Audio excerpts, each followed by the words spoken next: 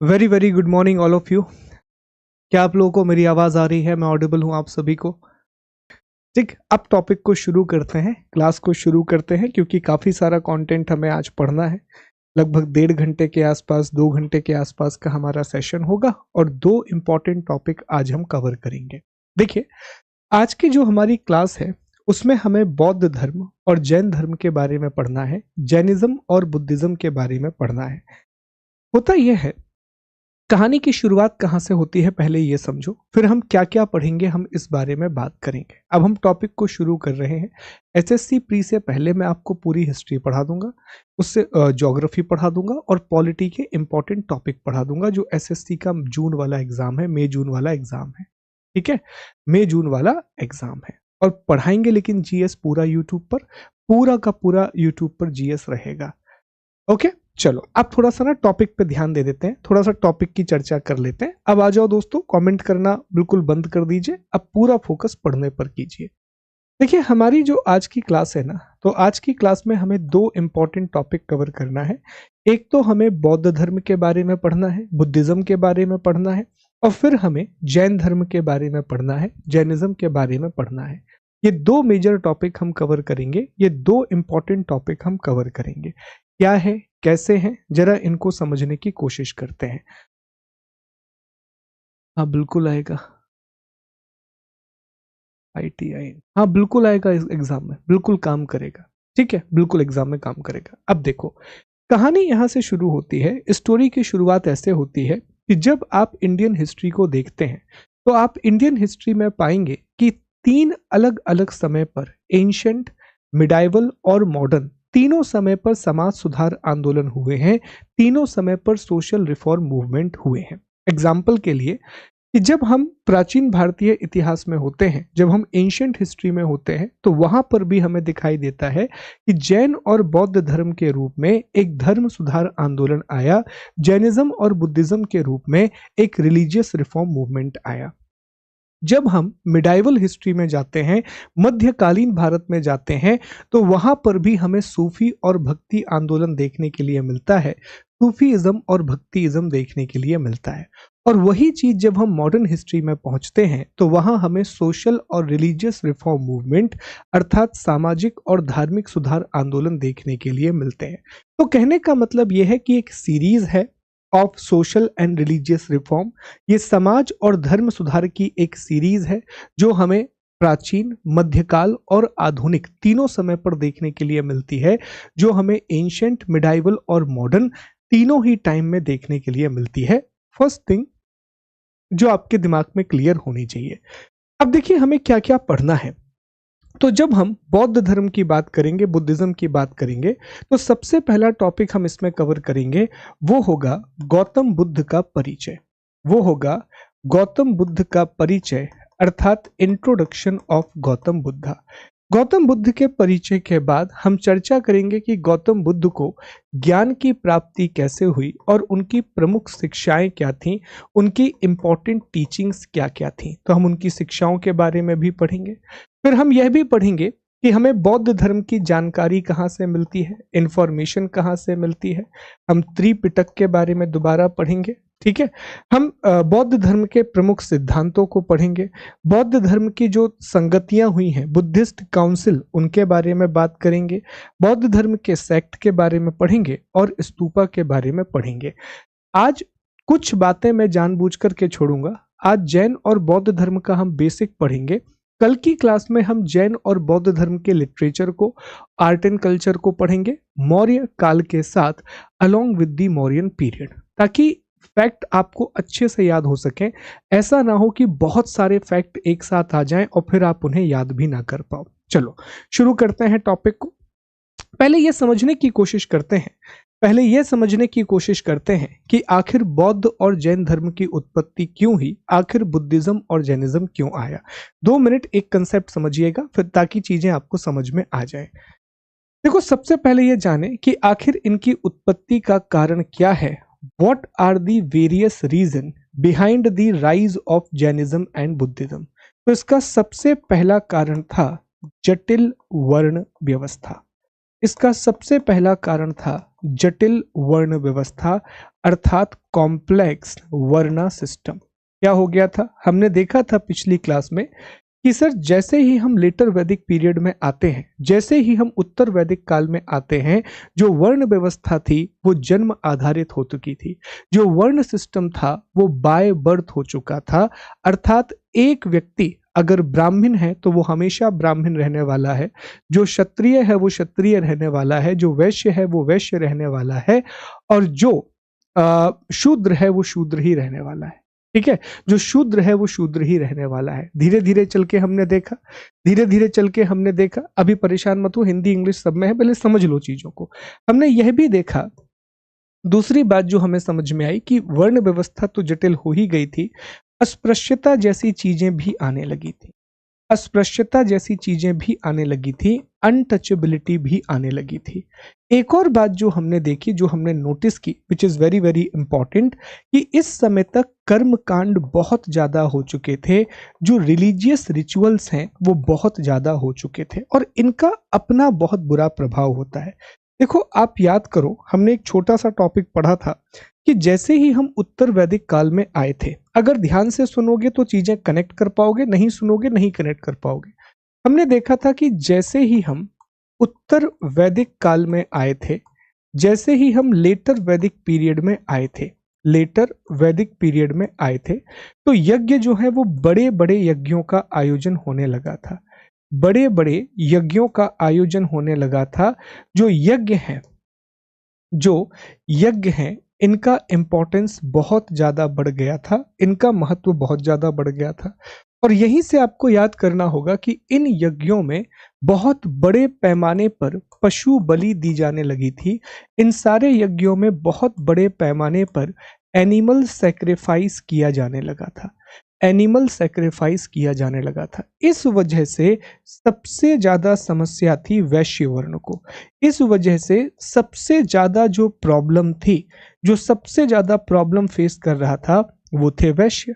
और याद रखिए, वैश्य के बारे में हमने पढ़ा था कि इन्हें अनस्य बलीकृत कहा जाता था। जो वैश्य हैं, इन्हें अनस्य बलीकृत कहा जाता था। अनस्य बलीकृत का मतलब था ये एकमात्र वर्ग था जो कि कर देता था, जो कि टैक्सेस को पे करता था। ये एकमात्र वर्ग था जो कर देता था, अर्थात टैक्सेस को पे करता था, जो कर देता था अर्थात टैक्सेस को पे करता था। याद आ रहा है?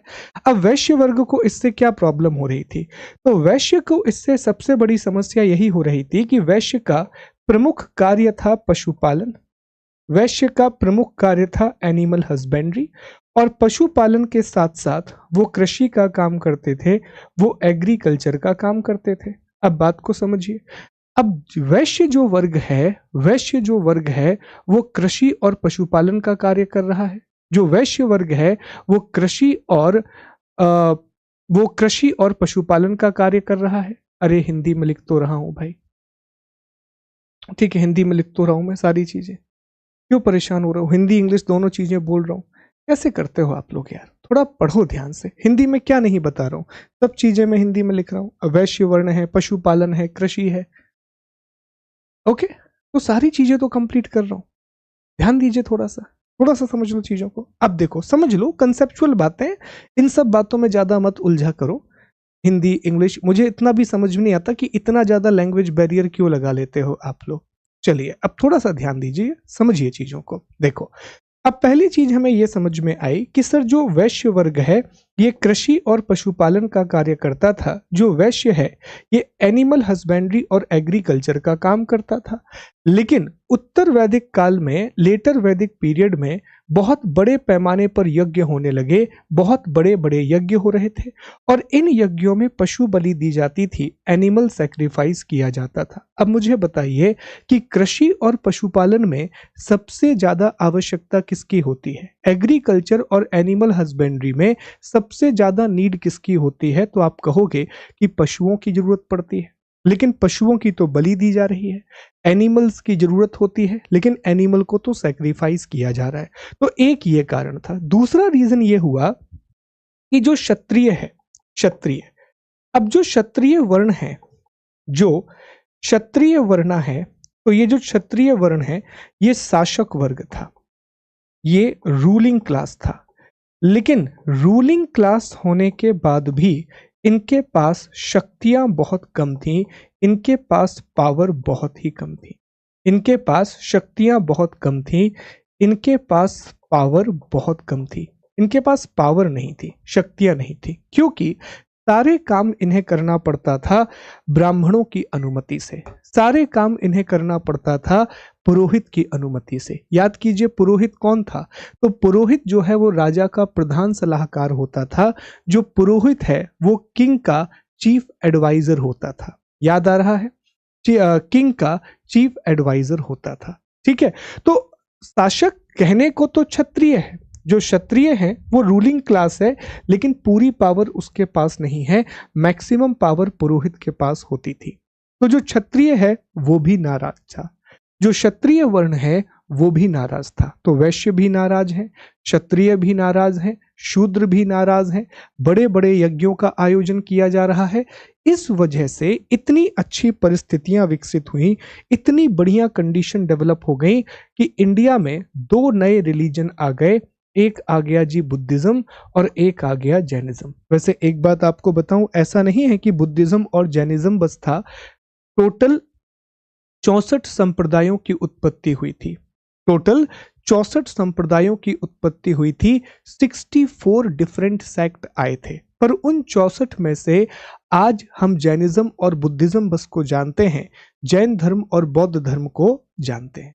ठीक है जी, चलो अब हम समझते हैं सबसे पहले गौतम बुद्ध के बारे में बेसिक बातें। सारी चीजों को ध्यान से सुनना, अच्छे से समझिएगा। देखिए गौतम बुद्ध जो हैं ये बौद्ध धर्म के संस्थापक हैं, ये फाउंडर हैं बुद्धिज्म के, ये फाउंडर हैं बुद्धिज्म के। हम सभी लोग ये बात जानते हैं।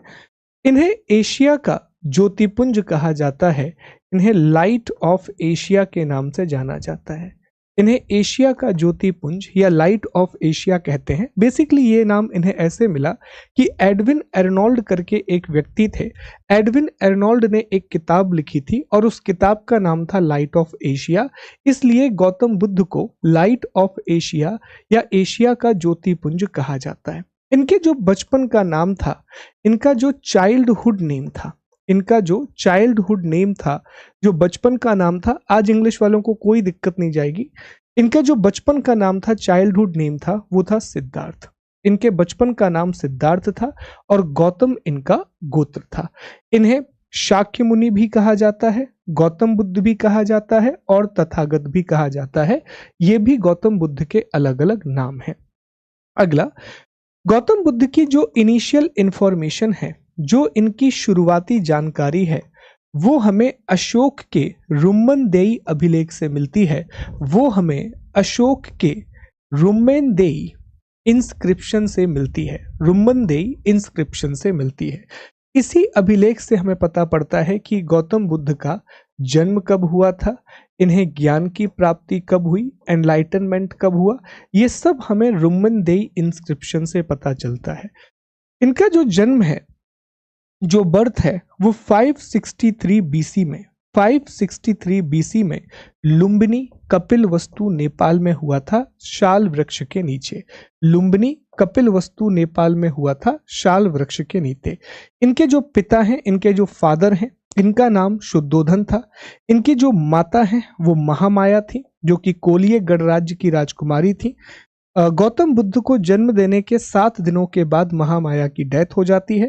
फिर इनका जो पालन पोषण है, इनका जो पालन पोषण है, ही वॉज रेज्ड बाय, इनका जो पालन पोषण है वो प्रजापति गौतमी ने किया था, जो कि इनकी मौसी थी। इनका पालन पोषण प्रजापति गौतमी ने किया था, जो कि इनकी मौसी थी। ये इक्ष्वाकु क्षत्रिय वंश से संबंधित थे। He was associated with the Ikshvaku Kshatriya. अब यहां से ना पहले हम बेसिक चीजों को याद करने की कोशिश करते हैं। एक बार मेरे साथ चीजों को रिकॉल करना। तो सर सबसे पहला पॉइंट हमें यह समझ में आया, नेपाल से मिला। सर सबसे पहला पॉइंट हमें यह समझ में आया, जवाब दीजिएगा। अब चीजों को याद करवा रहे हैं कि गौतम बुद्ध कौन है। तो सर गौतम बुद्ध बौद्ध धर्म के संस्थापक थे। He was the founder of Buddhism. अब याद करना है, आप सभी को जवाब देना है। दूसरा, गौतम बुद्ध का मूल नाम क्या था? What was the original name of Gautam Buddha? तो आप कहेंगे कि सर गौतम बुद्ध का जो मूल नाम है वो सिद्धार्थ था। मूल नाम क्या था? सिद्धार्थ। इनके जो पिता हैं ये इक्ष्वाकु क्षत्रिय थे। ये इक्ष्वाकु क्षत्रिय थे, तो ये क्षत्रिय वर्ण से बिलोंग करते हैं। ही वॉज इक्ष्वाकु क्षत्रिय। इनके पिता का नाम शुद्धोधन था। इनके पिता का नाम शुद्धोधन था और इनकी जो माता है वो महामाया थी। इनकी जो माता है, इनकी जो मदर है वो महामाया थी। ठीक है। और जो इनके पिता हैं वो शाक्य गण से जुड़े हुए थे। He was associated with the Shakya gana. तो आप देखिए, ध्यान दीजिएगा जरा, हमें 3 चीजें याद हो गई कि सर हमें यह समझ में आया, नंबर 1 कि गौतम बुद्ध का ओरिजिनल नेम सिद्धार्थ था। दूसरा, इनके फादर का नाम शुद्धोधन था और इनकी मदर का नाम महामाया था। फादर का नाम शुद्धोधन था, मदर का नाम महामाया था। तीसरा, हमें अगली बात समझ में आई कि सर ये राज परिवार में इनका जन्म हुआ था। He was born in the royal family. He was born in the royal family. राज परिवार में इनका जन्म हुआ था। इनके पिता इक्ष्वाकु क्षत्रिय थे। ये खुद इक्ष्वाकु क्षत्रिय थे और राजा थे। ये बाकायदा राजा थे। राजा के परिवार में इनका जन्म हुआ था। प्रॉब्लम ये हुई कि जब इनका जन्म हुआ तो इनका जो जन्म है वो 563 ईसा पूर्व में, इनका जो बर्थ है वो 563 बीसी में हुआ था। कब हुआ था? 563 ईसा पूर्व में हुआ था, 563 बीसी में हुआ था। कहां पर हुआ था सर? तो इनका जन्म नेपाल के लुम्बिनी के जंगलों में हुआ था। नेपाल के लुम्बिनी के जंगलों में हुआ था, शाल वृक्ष के नीचे। नेपाल में लुम्बिनी नाम की जगह है कपिलवस्तु में, वहां पर इनका जन्म हुआ था शाल वृक्ष के नीचे। कब हुआ था? 563 बीसी में। कब हुआ था? 563 बीसी में। अब क्या होता है कि जब इनका जन्म हो रहा था, जब इनका बर्थ हो रहा था, कहानी कुछ ऐसी है कि इनकी जो मम्मी है महामाया, वो अपने मायके जा रही थी और जंगल में ही इन्होंने जन्म दिया। और जब इनका जन्म हुआ तो जन्म के 7 दिनों के बाद ही इनकी मदर की डेथ हो गई। इनकी मदर की मृत्यु हो गई। इनकी जो मम्मी है उनकी डेथ हो गई। मैं आप लोगों के कमेंट अभी कुछ दिनों के लिए कुछ समय के लिए वो कर रहा हूँ मिनिमाइज, क्योंकि आप लोग पढ़ नहीं रहे हो। आज आप लोग आपस में बातें कर रहे हो। चलो ध्यान दो। तो इनकी जो माता है महामाया, 7 दिनों के बाद उनकी मृत्यु हो गई। आफ्टर 7 डेज उनकी डेथ हो गई। अब जब उनकी मृत्यु हो गई तो इनका जो पालन पोषण है, इनका जो पूरा का पूरा रेजिंग है, वो इनकी मौसी प्रजापति गौतमी के द्वारा की गई। वो इनकी मौसी प्रजापति गौतमी के द्वारा की गई। गौतम बुद्ध को हम अलग अलग नामों से जानते हैं। उनके बचपन का नाम सिद्धार्थ था। चूंकि वो शाक्य गण से थे, because he belongs to the Shakya gana, तो उन्हें शाक्य मुनि के नाम से भी जाना जाता है और उन्हें तथागत के नाम से भी जाना जाता है। सर ये सारी इंफॉर्मेशन हमें कहाँ से मिलती है? सर ये सारी इंफॉर्मेशन हमें अशोक के रुम्बनदेई इंस्क्रिप्शन से मिलती है, जो हमें नेपाल से मिला है। अशोक के रुम्बनदेई इंस्क्रिप्शन से मिलती है, जो हमें नेपाल से मिला है। तो ये बेसिक इंफॉर्मेशन है। अभी आप PYQ लगाओगे और आप देखोगे कि यहाँ से बहुत सारे सवाल पूछे गए हैं, यहाँ से बहुत सारे क्वेश्चन पूछे गए हैं। अब थोड़ा सा हम इनकी मैरिज के बारे में जान लेते हैं, इनकी शादी के बारे में जान लेते हैं। तो इनकी जो शादी है वो 16 वर्ष की आयु में हुई थी। इनकी जो शादी है वो 16 वर्ष की आयु में हुई थी। एट द एज ऑफ 16 इनकी शादी हुई और इनकी शादी यशोधरा के साथ हुई थी। एक शाक्य राजकुमारी थी यशोधरा, उनके साथ शादी हुई थी और उनसे उन्हें एक बेटा भी हुआ और बेटे का नाम था राहुल। तो इनकी जो शादी है वो यशोधरा के साथ हुई थी और उनसे उन्हें एक बेटा भी हुआ और बेटे का नाम था राहुल। तो ये प्रश्न भी याद रखना। पिता का नाम सिद्धार्थ है। जो पिता है तो पिता का नाम सिद्धार्थ है, माता का नाम महामाया है, मौसी का नाम प्रजापति गौतमी है, पत्नी का नाम यशोधरा है और बेटे का नाम राहुल है। ये बेसिक बातें याद रखना। जन्म कब हुआ था? 563 BC में जन्म हुआ था। कहां पर हुआ था? नेपाल के लुम्बिनी कपिलवस्तु में। नेपाल के लुम्बिनी कपिलवस्तु में जन्म हुआ था 563 BC। याद रखिएगा, दिस इज इंपॉर्टेंट। ठीक, ये देखो, ये रुम्बनदेई इंस्क्रिप्शन है। ये नेपाल में नेपाल में मिला है, ये रुम्मिनदई इंस्क्रिप्शन है और ये वो किताब है द लाइट ऑफ एशिया जो कि एडविन एर्नोल्ड ने लिखी थी। इसी के बाद गौतम बुद्ध को एशिया का ज्योतिपुंज कहा जाने लगा, लाइट ऑफ एशिया कहा जाने लगा। तो ये बात याद रखिएगा, दिस इज वेरी इंपॉर्टेंट। चलिए अब हम इनके ज्ञान प्राप्ति की बात करते हैं कि इन्हें ज्ञान कैसे मिला, इनके नॉलेज की जर्नी कैसे रही। ये सब चीजों को भूल जाओ, बस इस इमेज पे फोकस करो। देखो ये जो आप इनका घोड़ा देख रहे हो ना, तो गौतम बुद्ध का एक घोड़ा था और घोड़े का नाम था कंथक। घोड़े का नाम था कंथक। जो इनका ये घोड़ा आप देख रहे हो, घोड़े का नाम था कंथक। ये इनका सारथी है, सारथी, और सारथी का नाम था चन्ना। तो ये दो नाम याद रखिएगा, एग्जाम में पूछा जाता है कि गौतम बुद्ध के घोड़े का नाम क्या था, कंथक, और इनके सारथी का नाम क्या था, चन्ना। अब एक छोटी सी कहानी है। कहानी ये है कि जब गौतम बुद्ध का जन्म हुआ, जब गौतम बुद्ध का बर्थ हुआ, तो गौतम बुद्ध से मिलने के लिए बहुत सारे ऋषि मुनि आए थे, बहुत सारे अलग अलग सेजेस इनसे मिलने के लिए आए थे। एक ऋषि ने भविष्यवाणी की थी कि बड़ा होकर के आपका बेटा एक बहुत महान साधु बनेगा, एक बहुत महान सन्यासी बनेगा। मुझे एक बात बताओ, क्या कोई भी राजा ये चाहेगा कि उसका बेटा आगे जाकर के सन्यासी बने? वो तो यही चाहेगा कि यार हमारा बेटा आगे जाकर के राजा बने, जब मेरी मृत्यु हो जाए, मेरी डेथ हो जाए, तो मेरी डेथ के बाद यही पूरे के पूरे प्रशासन को आगे बढ़ाए। अब शुद्धोधन इस बात से बहुत डरे हुए थे। शुद्धोधन को यह लग रहा था कि ऐसा ना हो कि वाकई में ये सन्यासी बन जाए। इसलिए एक कहानी है कि सिद्धार्थ को बेतहाशा सुख सुविधाएं दी गई थी, एक्सट्रीम लेवल के कंफर्ट दिए गए थे, एक्सट्रीम लेवल की लग्जरी उनको प्रोवाइड की गई थी। बहुत छोटी सी उम्र में उनका विवाह भी करवा दिया गया था, क्योंकि इतनी लग्जरी व्यक्ति को दे दो कि कभी उसके मन में संन्यास धारण करने का प्रश्न ही ना आए, कभी उनके दिमाग में संन्यास लेने की बात ही ना आए।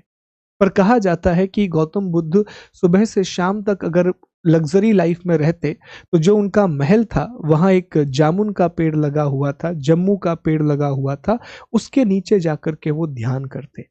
और शुद्धोधन को ये बिल्कुल पसंद नहीं था कि जब वो ध्यान करने लगते। कभी भी उन्हें कोई भी ऐसी चीज नहीं दिखाई गई जिससे उन्हें दुख महसूस हो, सौरो हो, पर कहते हैं कि जो होना होता है वो होकर के ही रहेगा। एक बार वो अपने घोड़े कंथक और अपने सारथी चन्ना को लेकर के शहर की यात्रा पर निकलते हैं कि चलो हमारे शहर को देख करके आते हैं। अब जब वो शहर को देखने के लिए जाते हैं तो उनकी मुलाकात सबसे पहले एक बूढ़े व्यक्ति से होती है। उनकी मुलाकात सबसे पहले एक बूढ़े व्यक्ति से होती है जो कि बहुत दुखी था, जो कि बहुत ज्यादा अपसेट था। उन्होंने पहली बार दुख महसूस। वो कुछ दूर और जाते हैं, उन्हें एक बीमार व्यक्ति मिलता है। ये बूढ़ा व्यक्ति है, ये बीमार व्यक्ति है, ठीक है। पहले एक बूढ़ा व्यक्ति मिला, ओल्ड, फिर एक बीमार, एक सिक पर्सन मिला, बीमार व्यक्ति मिला। इसे देख करके भी उन्हें वही लगा कि बताइए, बूढ़ा व्यक्ति भी दुखी है और बीमार व्यक्ति भी दुखी है। इसके बाद वो और आगे जाते हैं, फिर उन्हें एक मृत शरीर मिलता है, उन्हें एक डेथ बॉडी मिलती है। इसे देख करके वो और ज्यादा दुखी हो जाते हैं और आखिर में उन्हें एक साधु मिलता है, एक सन्यासी मिलता है। और उन्होंने एक बात नोटिस की कि जो व्यक्ति बूढ़ा है वो भी दुखी है, जो व्यक्ति बीमार है वो भी दुखी है, जो व्यक्ति मर चुका है तो उसके आसपास के लोग दुखी हैं, पर एक व्यक्ति उन्हें मिला, सन्यासी, जिसे किसी से कोई भी लेना देना नहीं था और उसके चेहरे पर एक बहुत ही शांत और एक ऐसा भाव था जो बड़ा सेटिस्फाई करने वाला था, जो बहुत ज्यादा संतोष देने वाला था, जिसको परवाह नहीं है, जो शायद दुनिया से ऊपर उठ चुका है और वो बहुत शांत था, वो बहुत ज्यादा काम था। तो वो साधु से, सन्यासी से बहुत ज्यादा इंप्रेस हुए। और अब जब वो महल वापस पहुंचे तो उनके दिमाग में ये क्लियर था कि मुझे भी इसी राह पर आगे चढ़ना है, मुझे भी इसी पाथ पर आगे जाना है। तो ये चार चीजें उन्होंने देखी थी। याद रखना, उनके सारथी का नाम चन्ना था और उनके घोड़े का नाम कंथक था, ठीक है। याद रखिएगा कि उनके जो चैरियोटर है उसका नाम चन्ना था और उनके घोड़े का नाम कंथक था। अब उन्होंने डिसाइड किया कि वो भी घर छोड़ के जाएंगे और अल्टीमेटली संन्यास को अपनाएंगे। तो 29 वर्ष की आयु में एट द एज ऑफ 29, ये याद रखिएगा, सिर्फ 29 वर्ष की आयु में, एट द एज ऑफ 29, 29 वर्ष की आयु में, एट द एज ऑफ 29 उन्होंने अपने घर का त्याग कर दिया। और जब गौतम बुद्ध अपने घर का त्याग करते हैं तो इसे महाभिनिष्क्रमण कहा जाता है। जब गौतम बुद्ध ने अपना घर छोड़ा तो इसे महाभिनिष्क्रमण कहा जाता है और इसे घोड़े के द्वारा रिप्रेजेंट किया जाता है। अनोमा नदी के पास तक वो अपने घोड़े के साथ गए। अनोमा नदी के पास उन्होंने अपने घोड़े और सारथी से कहा कि इसके बाद का रास्ता अब मैं अकेले ही तय करना चाहता हूं, आप लोग चले जाइए। तो यहां से एक क्वेश्चन आता है बुद्धिज्म में कि महाभिनिष्क्रमण का मतलब क्या है। What do you mean by Mahabhinishkramana? तो याद रखिएगा, महाभिनिष्क्रमण का अर्थ है at the age of 29 when Gautam Buddha left his home. जब 29 वर्ष की आयु में संन्यास लेने के लिए गौतम बुद्ध ने अपने घर का त्याग कर दिया था, उसे महाभिनिष्क्रमण कहा जाता है।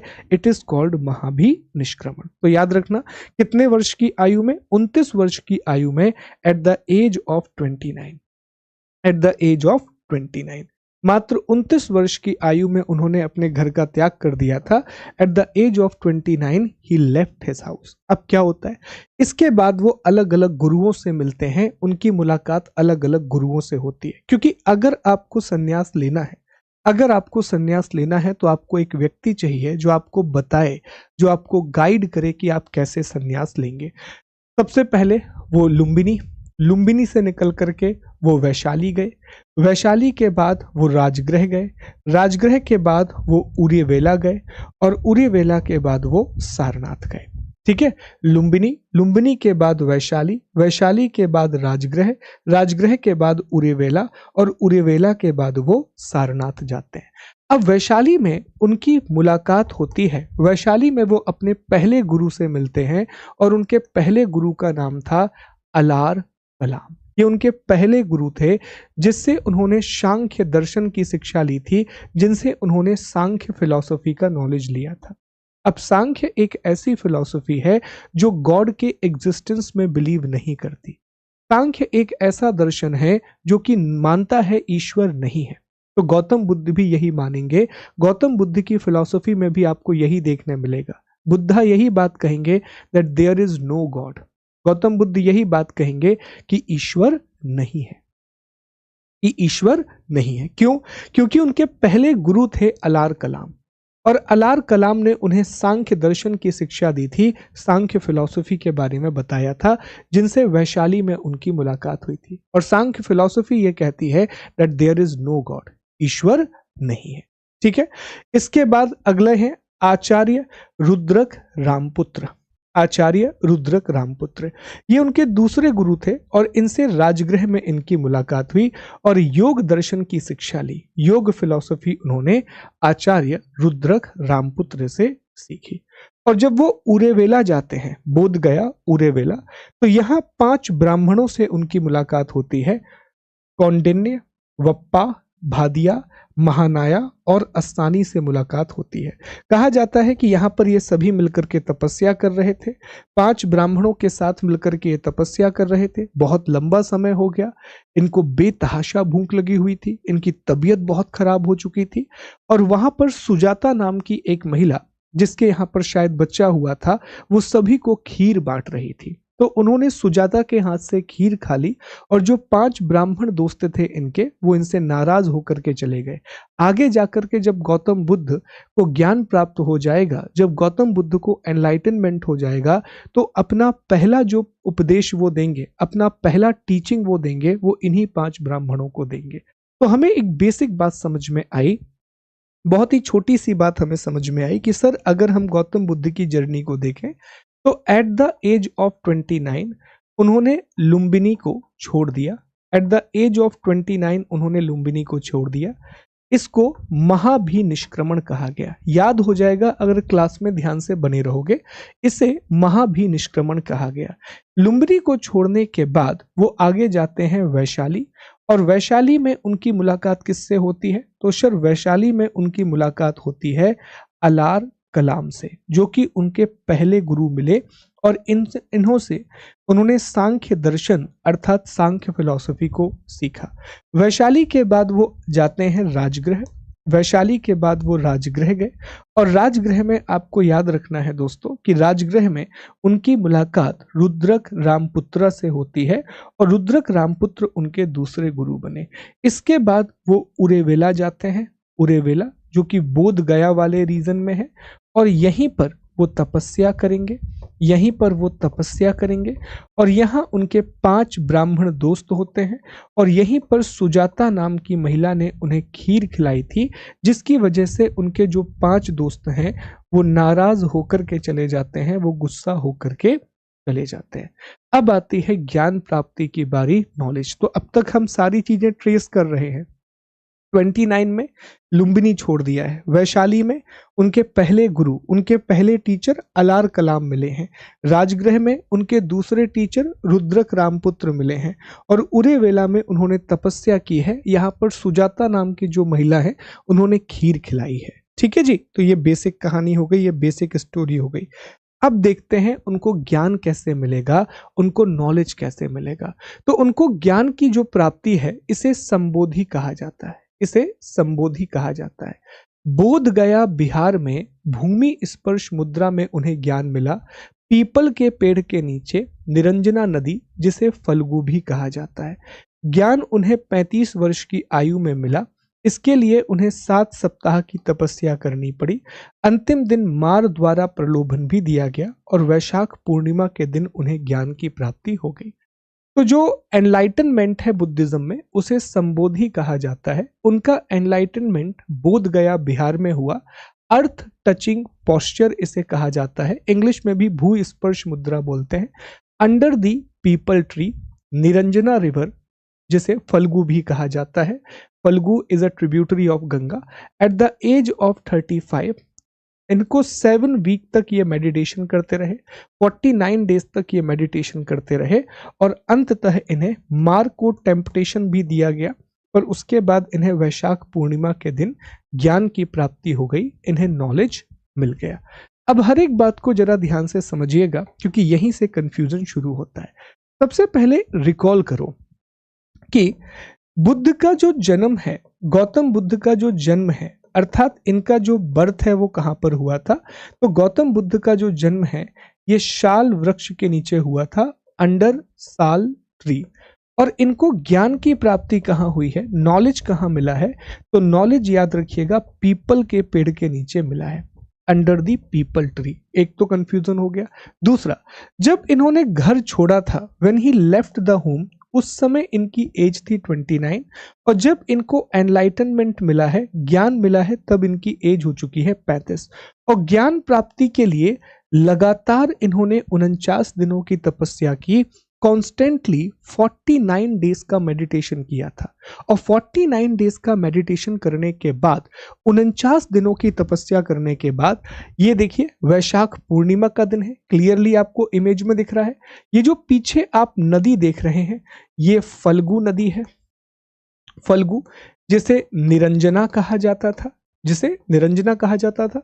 और ज्ञान के बाद ही गौतम जो है वो बुद्ध हो गए, ज्ञान के बाद ही ये बुद्ध हो गए, ज्ञान के बाद ही ये तथागत हो गए।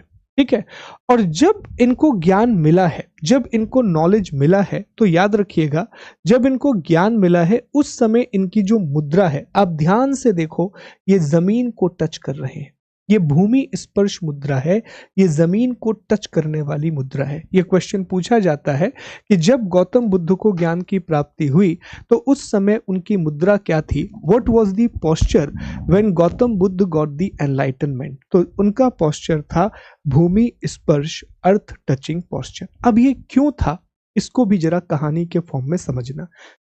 आपने देखा होगा मूवीज में, या फिर आपने अगर हमारे धार्मिक कार्यक्रम देखे हैं तो धार्मिक कार्यक्रमों में जो रिलीजियस हमारे टेलीविजन होता है उसमें एक चीज आपने देखी होगी कि एक व्यक्ति जब तपस्या करता है ना, तो देवता कोशिश करते हैं कि उसकी तपस्या को भंग किया जाए। विशेष तौर पर कोई राक्षस जब तपस्या करता है तो देवता पूरी कोशिश करते हैं कि उसकी तपस्या को भंग किया जाए।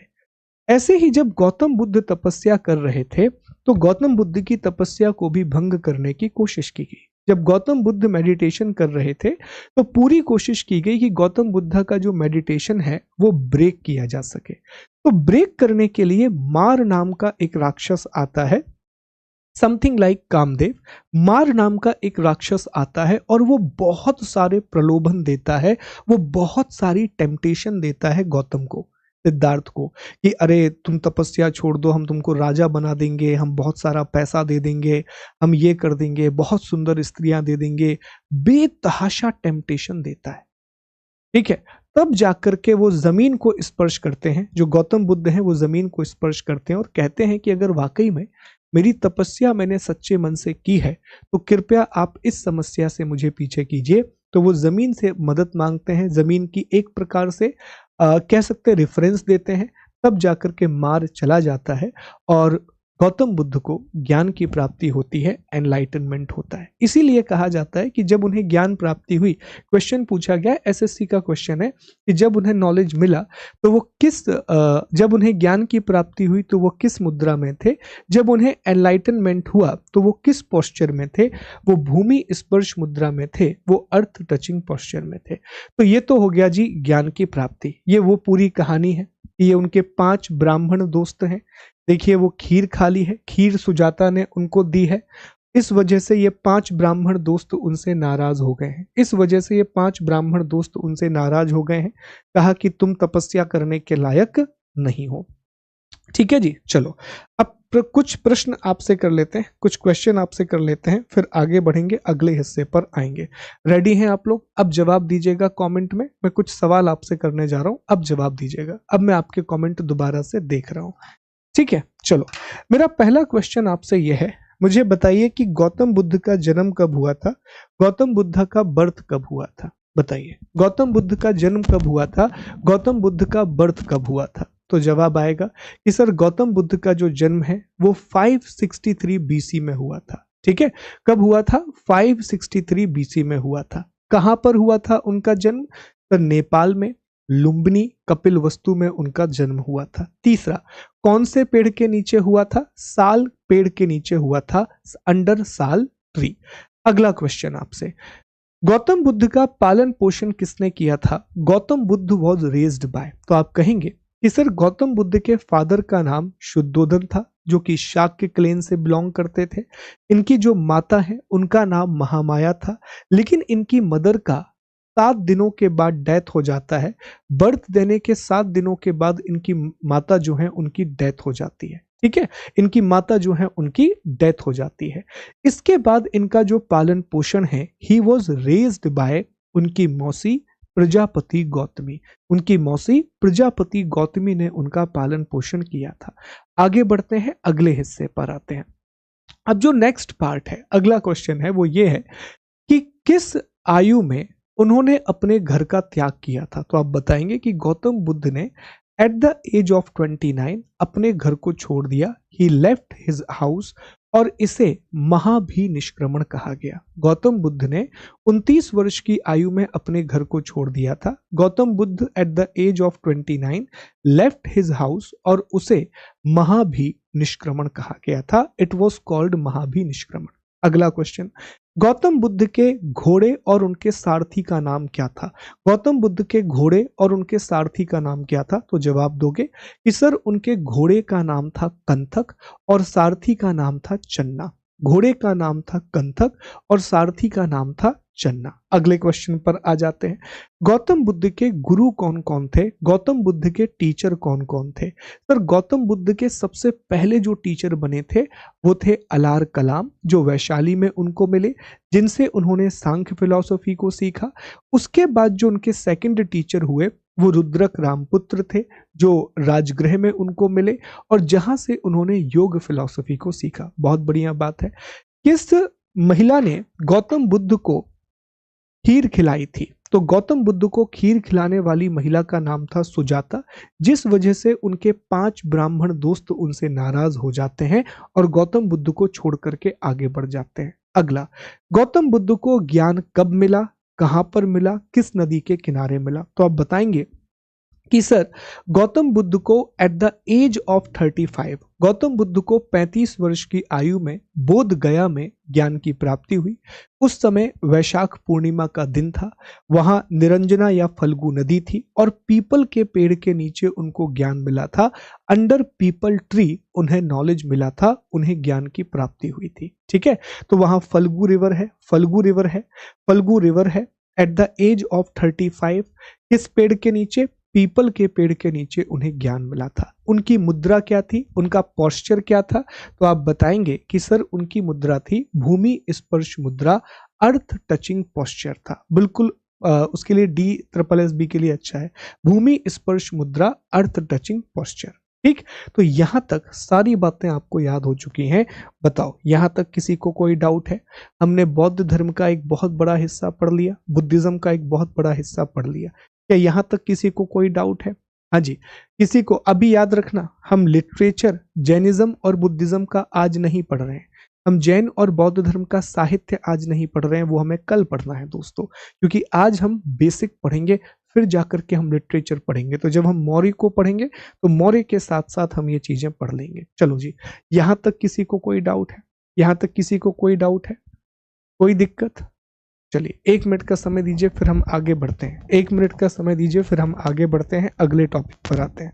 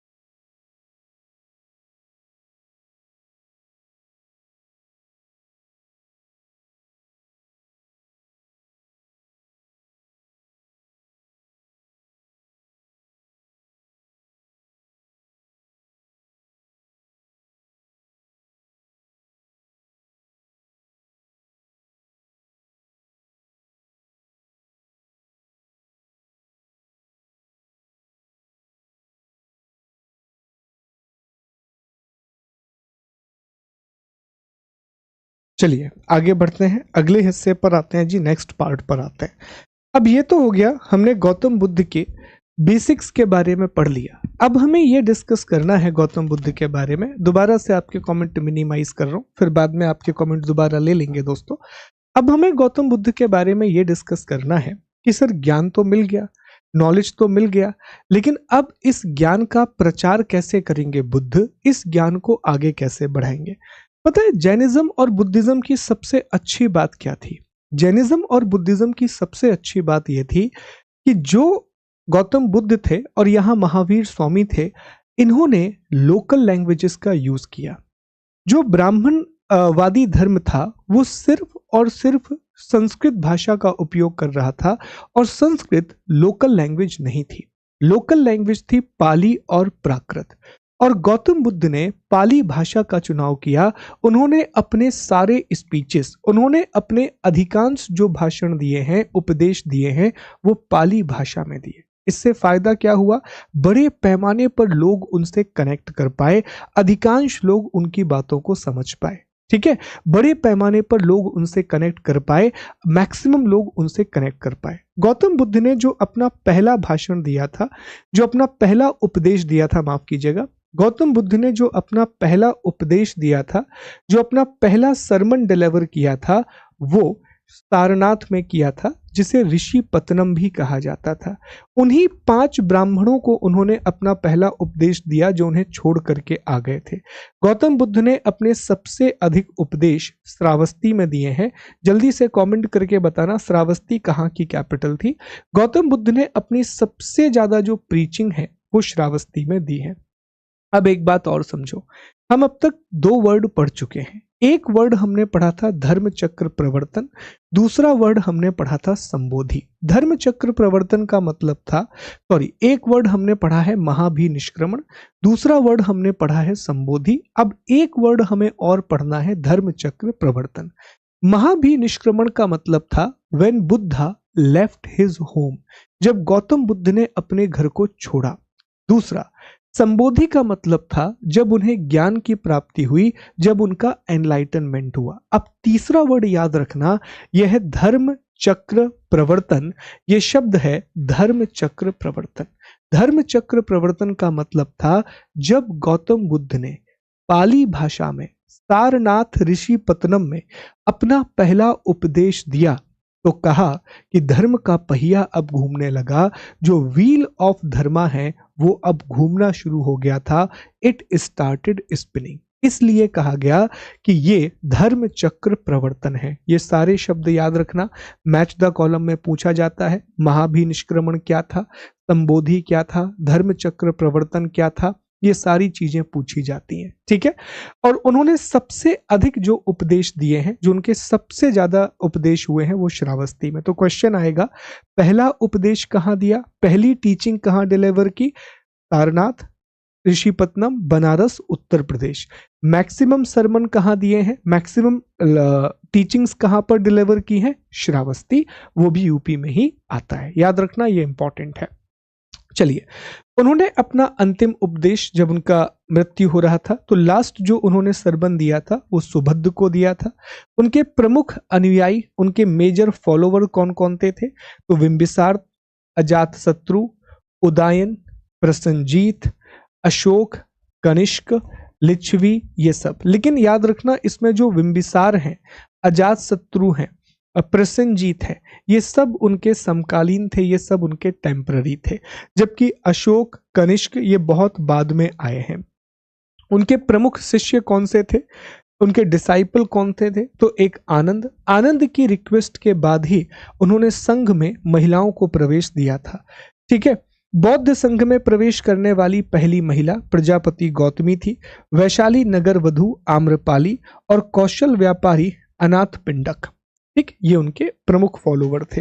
बुद्ध के कजन का नाम देवदत्त था, ठीक है, बुद्ध के कजन का नाम देवदत्त था। तो ये बातें भी याद रखिएगा, यहां से क्वेश्चन आता है।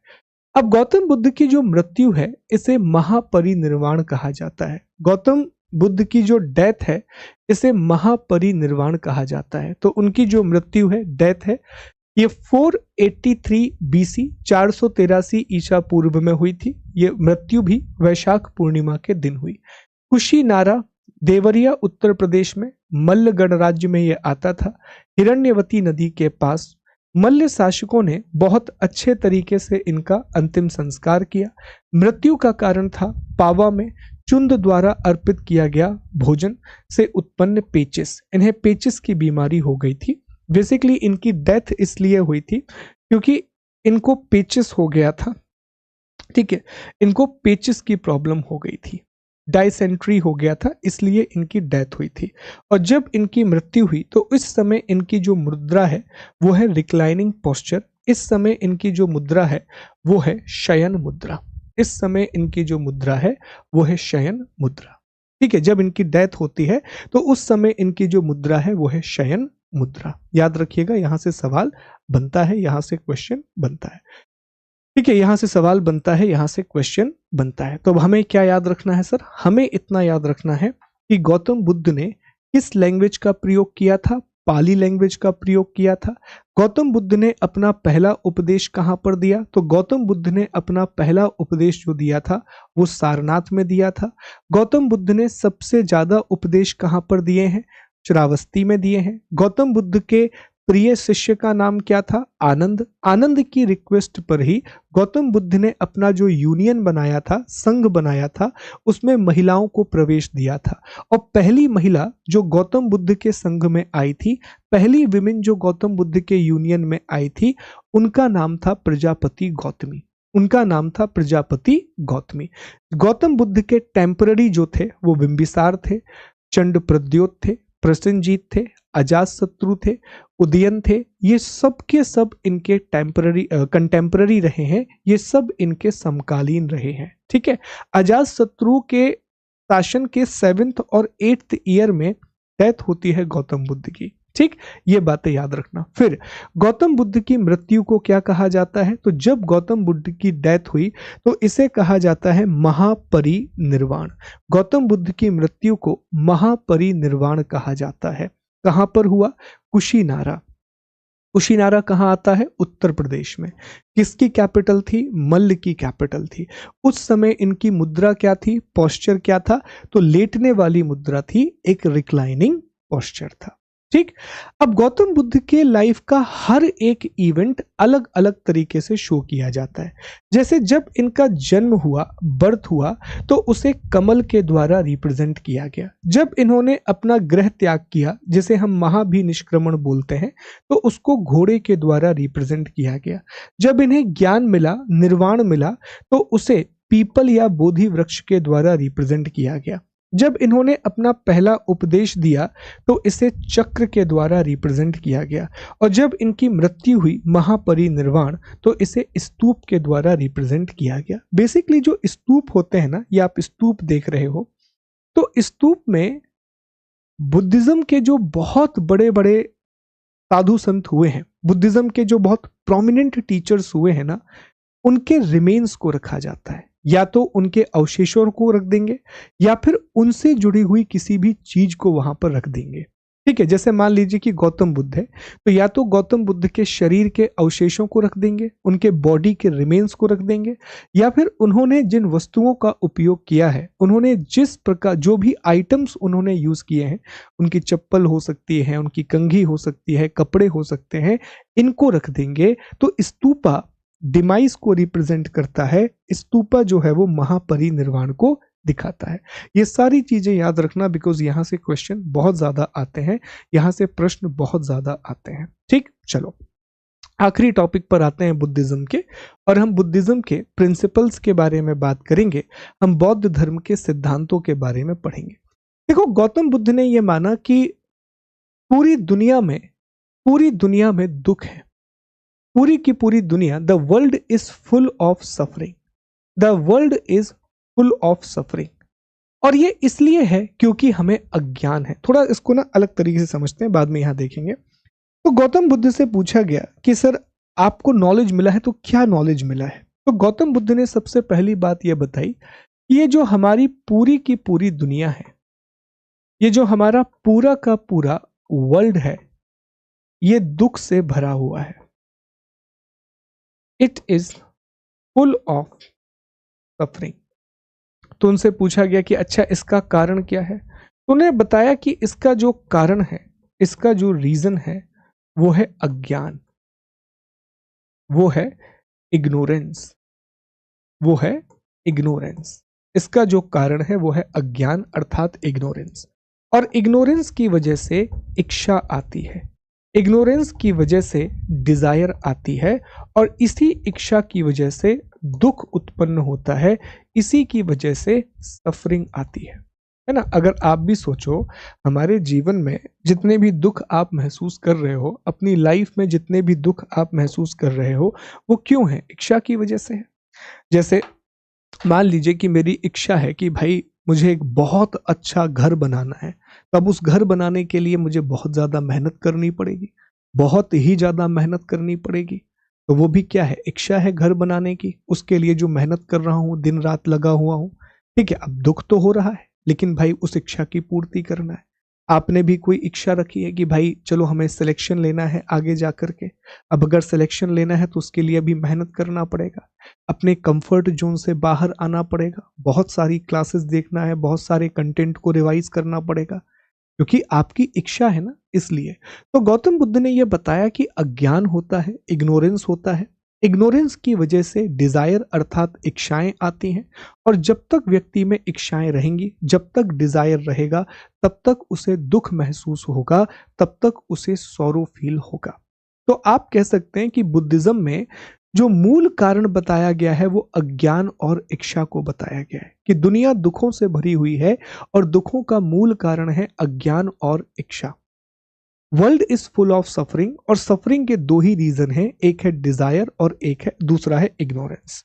तो उनसे पूछा गया कि अच्छा, आपने बताया कि दुख है, आपने ये भी बताया कि दुख का कारण है, क्या इसको हम दूर भी कर सकते हैं? इसका सॉल्यूशन क्या है सर? इसका समाधान क्या है? तो सॉल्यूशन के लिए गौतम बुद्ध ने दो सिद्धांत, बहुत सारे सिद्धांत दिए।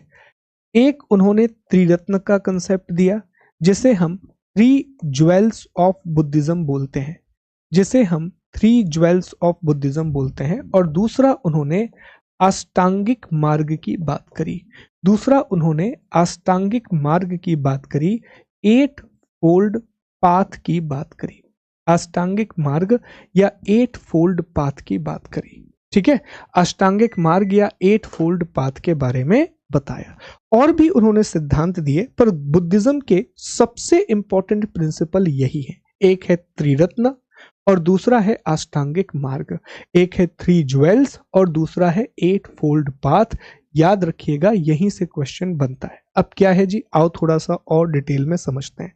और यहीं से गौतम बुद्ध का ये जो पूरी की पूरी बात उन्होंने बताई कि दुनिया में दुख है, दुख का कारण है, समाधान है, अष्टांगिक मार्ग है, इसी को कहते हैं चार आर्य सत्य।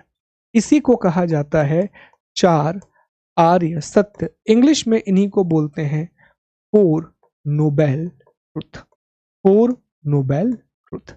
गौतम बुद्ध की एक और फिलॉसफी है जो बड़ी इंपॉर्टेंट है, जो है मध्यम मार्ग, जो है मध्यम मार्ग, मिड पाथ।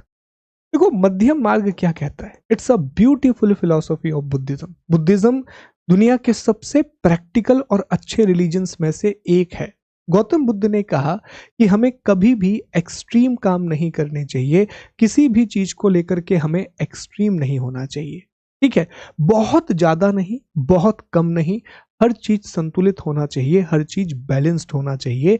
तब जाकर के हमें जीवन में सुख, शांति और समृद्धि मिलती है, तब जाकर के हम मेंटल पीस और मेंटल वेल्थ की तरफ जा पाते हैं। तो ये भी उनकी बहुत इंपॉर्टेंट थ्योरी है, बहुत इंपॉर्टेंट फिलॉसफी है। तो ये गौतम बुद्ध के अलग अलग सिद्धांत हैं। ये ईश्वर में नहीं मानते, does not believe in God. आत्मा में नहीं मानते, does not believe in soul. पुनर्जन्म को मानते हैं, दे बिलीव इन रीबर्थ। तो भगवान को नहीं मानते, आत्मा को नहीं मानते, लेकिन पुनर्जन्म को मानते हैं। जो त्रिरत्न है उसमें बुद्ध, धम्म और संघ आते हैं। जो त्रिरत्न है इसमें बुद्ध, धम्म और संघ आते हैं। बुद्ध की शरण में आओ, धम्म मतलब उचित मार्ग की शरण में आओ, और संघ जो इनका ग्रुप है उसमें आओ। चार आर्य सत्य, फोर नोबेल ट्रुथ। एक है दुनिया दुखों से भरी है, world is full of suffering. दुखों का कारण है जिसे दुख समुदाय बोला जाता है। Origin of suffering, cause of suffering, इसी को दुख समुदाय बोला जाता है। दुख निरोध, अर्थात suffering can be caused, suffering can be caused. और दुख निरोध गामनी प्रतिपदा, मतलब अगर समाधान करना है तो अष्टांगिक मार्ग को अपनाना पड़ेगा। तो पहला उन्होंने बताया दुख मतलब world is full of suffering, दुनिया दुखों से भरी हुई है। दूसरा उन्होंने कहा दुख समुदाय, means there is a reason behind suffering, दुखों का एक कारण होता है। तीसरा वो कहते हैं दुख निरोध, that suffering can be healed, जो दुख है उसको मिटाया जा सकता है। और चौथा वो कहते हैं दुख निरोध गामनी प्रतिपदा, दुखों को मिटाने के लिए अष्टांगिक मार्ग का पालन करना होगा। अगर आप सफरिंग को खत्म करना चाहते हैं तो one will have to follow eightfold path और अष्टांगिक मार्ग। तो यही सिद्धांत है, मध्यम मार्ग, त्रिरत्न, चार आर्य सत्य, 10 सील, अष्टांग, ये सारी चीजें हैं। और परम लक्ष्य है निर्वाण। बुद्धिज्म का या हर रिलीजन का अल्टीमेट ऑब्जेक्टिव होता है निर्वाणा। अल्टीमेट ऑब्जेक्टिव होता है निर्वाणा, कि हम ये बर्थ और डेथ की जो साइकिल है इससे हम दूर जा सकें। तो ये बुद्धिज्म की थ्योरी है।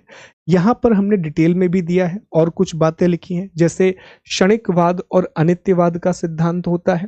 ठीक है, क्षणिकवाद और अनित्यवाद का सिद्धांत होता है। एक मोमेंटेरियन थ्योरी होती है, ये थ्योरी ये कहती है कि दुनिया में कुछ भी परमानेंट नहीं होता, there is nothing permanent in the world, everything is changing every second. दुनिया में कुछ भी चीज परमानेंट नहीं होती, हर चीज हर पल के साथ बदल रही है। और ये उनके अलग अलग थ्योरी हैं, एक बार आप पढ़ सकते हैं। सारी की सारी चीजें हमने यहाँ पर लिख दी हैं, सारी की सारी चीजें हमने यहाँ पर लिख दी हैं। तो ये जी बुद्धिज्म की टीचिंग कंप्लीट होती है, बौद्ध धर्म की शिक्षाएं खत्म होती। अब मुझे बताइए, क्या यहां तक किसी को कोई डाउट है? यहां तक किसी को कोई डाउट है? हाँ जी, यहां तक किसी को कोई डाउट है क्या? क्या सारी बातें यहां तक क्लियर है? यस और नो में जवाब दीजिएगा। क्या यहां तक सारी बातें क्लियर है? फिर मैं आपसे कुछ सवाल करूंगा, ठीक है? फिर आपसे मैं कुछ सवाल करूंगा। चलो आगे बढ़े, आगे बढ़े। हाँ जी, यहां तक सबको सारी बातें समझ में आ रही हैं कि नहीं आ रही हैं? फिलॉसफी एक बार और क्लियर कर देते हैं, कोई दिक्कत नहीं है। देखो आपके एग्जाम में सिर्फ इतना ही पूछेगा, आपके एग्जाम में सिर्फ इतना ही पूछेगा कि भाई कौन कौन से सिद्धांत हैं। 4 आर्य सत्य है, अष्टांगिक मार्ग है, 10 सील है, त्रिरत्न है, पंच स्कंद है, सापेक्षवाद है, अनीश्वरवाद है, अनात्मवाद है, शून्यवाद है। ठीक है, आपके एग्जाम में इतना ही पूछेगा कि इंपॉर्टेंट फिलॉसफी क्या है, तो आप बताओगे कि 4 नोबेल ट्रुथ की फिलॉसफी है, 8 फोल्ड पाथ की फिलॉसफी है, 10 सील की फिलॉसफी है, त्रिरत्न की फिलॉसफी है। ठीक है, एक और सिद्धांत है जिसे हम गॉड के एग्जिस्टेंस में नहीं मानते, सोल के एग्जिस्टेंस में नहीं मानते, रीबर्थ के कंसेप्ट में मानते हैं। अल्टीमेट जो गोल है वो निर्वाणा है, अल्टीमेट जो गोल है वो निर्वाणा है। क्या यहां तक बात समझ में आई? क्या यहां तक चीजें समझ में आई? अब मैं सारी चीजें रिकॉल करा रहा हूं, अब ध्यान दीजिएगा, अगले टॉपिक पर आइएगा। लेकिन अगले टॉपिक से पहले हम सारी चीजें एक बार रिकॉल करते हैं, आप ही लोगों को जवाब देना है। चलो, अब मेरा पहला क्वेश्चन आपसे यह है कि गौतम बुद्ध को ज्ञान कब मिला था, एनलाइटनमेंट कब हुआ था? तो सर गौतम बुद्ध को एट द एज ऑफ 35 किस जगह में?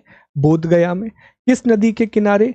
निरंजना रिवर के किनारे उन्हें एनलाइटनमेंट हुआ था। कौन से पेड़ के नीचे? पीपल के पेड़ के नीचे, पहला। अब जब उन्हें ज्ञान मिला तो उनका नाम क्या हो गया? ज्ञान मिलने के बाद वो बुद्ध कहलाए, ज्ञान मिलने के बाद वो तथागत कहलाए। ठीक है, उनकी मुद्रा क्या थी, पोस्चर क्या था? तो सर जब उनको ज्ञान मिला तो उनका जो पोस्चर है वो अर्थ टचिंग पोस्चर या भूमि स्पर्श मुद्रा थी। जवाब देते जाइएगा, मैं यहाँ पे प्रश्न पूछते जा रहा हूँ। अगला मेरा क्वेश्चन आपसे ये है कि जब उन्हें ज्ञान मिला तो उन्होंने अपना प्रथम उपदेश कहाँ पर दिया? उन्होंने अपना फर्स्ट सरमन जो है, उन्होंने अपना जो फर्स्ट टीचिंग है या सरमन है वो कहाँ दिया? तो जवाब होगा कि उन्होंने अपना पहला उपदेश सारनाथ में दिया था, जिसे ऋषि पत्नम कहा जाता था। उन 5 साधुओं को दिया था जो उनके साथ तपस्या कर रहे थे। इसे क्या कहा गया? सर इसे धर्म चक्र प्रवर्तन कहा गया, जिसे एक चक्र या व्हील के द्वारा रिप्रेजेंट किया जाता है। किस लैंग्वेज में दिया था? सर उन्होंने पाली भाषा का उपयोग किया था, उन्होंने पाली लैंग्वेज का उपयोग किया था। अगला सवाल मेरा आपसे यह है कि गौतम बुद्ध ने सर्वाधिक उपदेश कहां पर दिए? उन्होंने अपने मैक्सिमम टीचिंग को कहां डिलीवर किया? तो जवाब दोगे कि उनके जो सर्वाधिक उपदेश हैं, जो उनकी मैक्सिमम टीचिंग है, वो उन्होंने श्रावस्ती में दी है। कहां पर दी है जी? श्रावस्ती में। बहुत बढ़िया। अगला क्वेश्चन आपसे यह है कि जब गौतम बुद्ध थे तो उस समय कौन कौन से इंपॉर्टेंट राजा हुआ करते थे, कौन कौन से इंपॉर्टेंट किंग थे? तो आप बताओगे कि चंड प्रद्योत थे जो कि अवंती के राजा थे, प्रसन्नजीत थे, कौशल के राजा थे, उसके अलावा बिंबिसार और अजातशत्रु थे जो कि मगध के राजा थे, उदयन था जो कि वत्स के राजा थे। तो ये इंपॉर्टेंट राजा थे। अगला, गौतम बुद्ध जो हैं वो कौन से गौतम बुद्ध के शिष्य थे, वो कौन से उनके डिसाइपल थे जिन्होंने कहा था कि जो महिला हैं इन्हें भी संघ में अनुमति दे दीजिए, जो विमेन हैं इन्हें भी संघ में शामिल कर लीजिए? तो उनका नाम है आनंद। आनंद ने ये परमिशन मांगी थी और गौतमी, प्रजापति गौतमी जो है वो पहली महिला बनी थी जो कि संघ में शामिल हुई थी। आगे बढ़ जाते हैं। गौतम बुद्ध का जो मृत्यु है, मृत्यु वो कहाँ हुई थी? सर वो कुशीनारा में हुई थी। मृत्यु कुशीनारा में हुई थी जो यूपी में आता है। यहाँ मल्ल डायनेस्टी का रूल था, मल्ल गणराज्य का रूल था। अगली चीज हमें समझ में आई कि सर गौतम बुद्ध के इवेंट के बारे में कुछ कुछ वर्ड हैं, जैसे जब उनका जन्म हुआ, कमेंट करते जाना, आंसर देते जाना, ये तो बंद कर दूंगा यहां से दोस्तों। जब उनका जन्म हुआ, जब उनका बर्थ हुआ, तो इसे कमल के फूल से रिप्रेजेंट किया गया, इसे लोटस से रिप्रेजेंट किया गया। जब उन्होंने गृह त्याग किया, जब उन्होंने गृह त्याग किया, जब when he left the home, when he left the home, जब उन्होंने गृह त्याग किया, तो इसे महाभी निष्क्रमण कहा गया और इसे घोड़े के द्वारा अर्थात हॉर्स के द्वारा रिप्रेजेंट किया गया। जब उन्हें ज्ञान मिला, when he got the enlightenment, जब उन्हें ज्ञान मिला, तो इसे संबोधि कहा गया, इसे संबोधि कहा गया और इसे पीपल का पेड़, जिसे अब हम बोधि वृक्ष के नाम से जानते हैं, रिप्रेजेंट किया गया। पीपल ट्री और बोधि ट्री के द्वारा रिप्रेजेंट किया गया। जब उन्होंने अपना पहला उपदेश दिया, जब उन्होंने अपनी पहली टीचिंग को डिलीवर किया, तो इसे कहा गया धर्म चक्र प्रवर्तन, इसे धर्म चक्र प्रवर्तन कहा गया और चक्र या व्हील के द्वारा रिप्रेजेंट किया गया। जब उनकी मृत्यु हुई, जब उनकी डेथ हुई, तो इसे महापरिनिर्वाण कहा गया, इसे महापरिनिर्वाण कहा गया और ये स्तूपा के द्वारा रिप्रेजेंट किया गया। स्तूप वो जगह होती है जहां पर बौद्ध धर्म से जुड़े हुए महान लोगों के अवशेषों को इकट्ठा किया जाता है, रिमेन्स को रखा जाता है। बहुत बढ़िया सर, यहां तक सब कुछ समझ में आ गया, सारी बातें क्लियर हैं। अब सर बताइए कि गौतम बुद्ध के या बुद्धिज्म के प्रिंसिपल क्या थे, शिक्षाएं क्या थी। चलो एक बार देख लेते हैं। सबसे पहला प्रिंसिपल था 4 आर्य सत्य। सबसे पहला प्रिंसिपल था 4 आर्य सत्य अर्थात 4 नोबेल ट्रूथ। सर क्या क्या था सर? इसमें एक था दुख अर्थात world is full of suffering. दूसरा था दुख समुदाय, there is a reason behind suffering. तीसरा था दुख निरोध और चौथा था दुख निरोध गामिनी प्रतिपदा। पहला था world is full of suffering, दूसरा था there is a reason behind suffering, तीसरा था there is remedy of suffering, चौथा था to the remedy of suffering is 8 fold path. पहला है कि दुनिया दुखों से भरी हुई है, दूसरा दुखों का कारण है, तीसरा दुखों का समाधान है और दुखों का समाधान करने के लिए अष्टांगिक मार्गों को अपनाना होगा। बुद्धिज्म में त्रिरत्न का भी कंसेप्ट है। त्रिरत्न में आते हैं बुद्ध, संघ, धम्म। ठीक है, बुद्धिज्म का जो अल्टीमेट गोल है वो निर्वाण प्राप्त करना है, वो निर्वाणा को अटेंड करना है, मतलब लाइफ और डेथ के साइकिल से अलग। अगला, क्या बुद्धिज्म भगवान में मानता है? बिल्कुल नहीं। क्या बुद्धिज्म आत्मा में मानता है? बिल्कुल नहीं। क्या बुद्धिज्म रीबर्थ में मानता है? बिल्कुल सर, रीबर्थ में तो मानते हैं, रीबर्थ में बुद्धिज्म बिलीव करता है, रीबर्थ में बुद्धिज्म बिलीव करता है, पुनर्जन्म में बुद्धिज्म जरूर मानता है। बहुत बढ़िया, यहां तक बात समझ में आ गई। 4 आर्य सत्य हैं। इसके अलावा उन्होंने मध्यम मार्ग की भी बात कही, इसके अलावा पंच स्कंद का सिद्धांत है, इसके अलावा सापेक्षवाद का सिद्धांत है। ठीक है, nothing is permanent in the world, nothing is permanent in the world, जैसे क्षणिकवाद भी कहा जाता है। ये पूरे के पूरे सिद्धांत है। बताओ, हो गया पूरा रिवीजन? क्या सारी चीजें आपको याद हो गई? ये हमने पूरा रिवीजन कर लिया जो कुछ भी हमने पढ़ा था। दोस्तों पूरी कोशिश रहेगी, अगर आप वाकई में ध्यान से क्लास को सुन लो ना, अब तक जो मेरा अनुभव रहा है, जो पुराने मेरे दोस्त रहे हैं, विद्यार्थी रहे हैं, क्लास अपने आप आपको मैक्सिमम चीजें याद हो जाएंगी, पूरी चीजें आपको याद हो जाएंगी, मैक्सिमम बातें आपको क्लास में याद हो जाएंगी, बशर्ते कि आप क्लास को ध्यान से सुनो, बहुत अच्छे से आप पढ़ो, ये अननेसेसरी के कमेंट करना बंद करो। ठीक है जी, तो अगर इतना कर लोगे तो बहुत अच्छे से याद हो जाएगा। आप खुद देख रहे होगे कि हाँ सर, बहुत सारी बातें हमें याद हो चुकी हैं। चलो आगे बढ़ते हैं। एक टॉपिक और है बौद्ध संगीतियां अर्थात बुद्धिस्ट काउंसिल। बौद्ध संगीतियां अर्थात बुद्धिस्ट काउंसिल। तो अब हम बुद्धिस्ट काउंसिल के बारे में पढ़ लेते हैं, बौद्ध संगतियों के बारे में पढ़ लेते हैं। ठीक है, बौद्ध संगतियों, एक कह रहे हैं कि सर जब हम जीएस पढ़ना शुरू करते हैं 15 मिनट के बाद ही नींद आ जाती है, कुछ समझ नहीं आता जीएस कैसे पढ़ें। यार अब ये बात तो आपको खुद रिजॉल्व करनी पड़ेगी। मैं तो बस यही कह सकता हूं कि बेहतर से बेहतर करो और कोशिश करो यार कि नींद से लड़ सको। ठीक है, तो नींद से लड़ सको, वही कर सकते हैं और कुछ नहीं कर सकते। ठीक है, वही कर सकते हैं और कुछ नहीं कर सकते यार, ये आप ही को देखना पड़ेगा। क्योंकि देखो, आपको नींद आती है, आपको कुछ होता है, इससे एग्जाम को कोई फर्क नहीं पड़ता। ये आपकी लड़ाई है, आपको खुद लड़ना पड़ेगा। ठीक है, चलो ध्यान देना।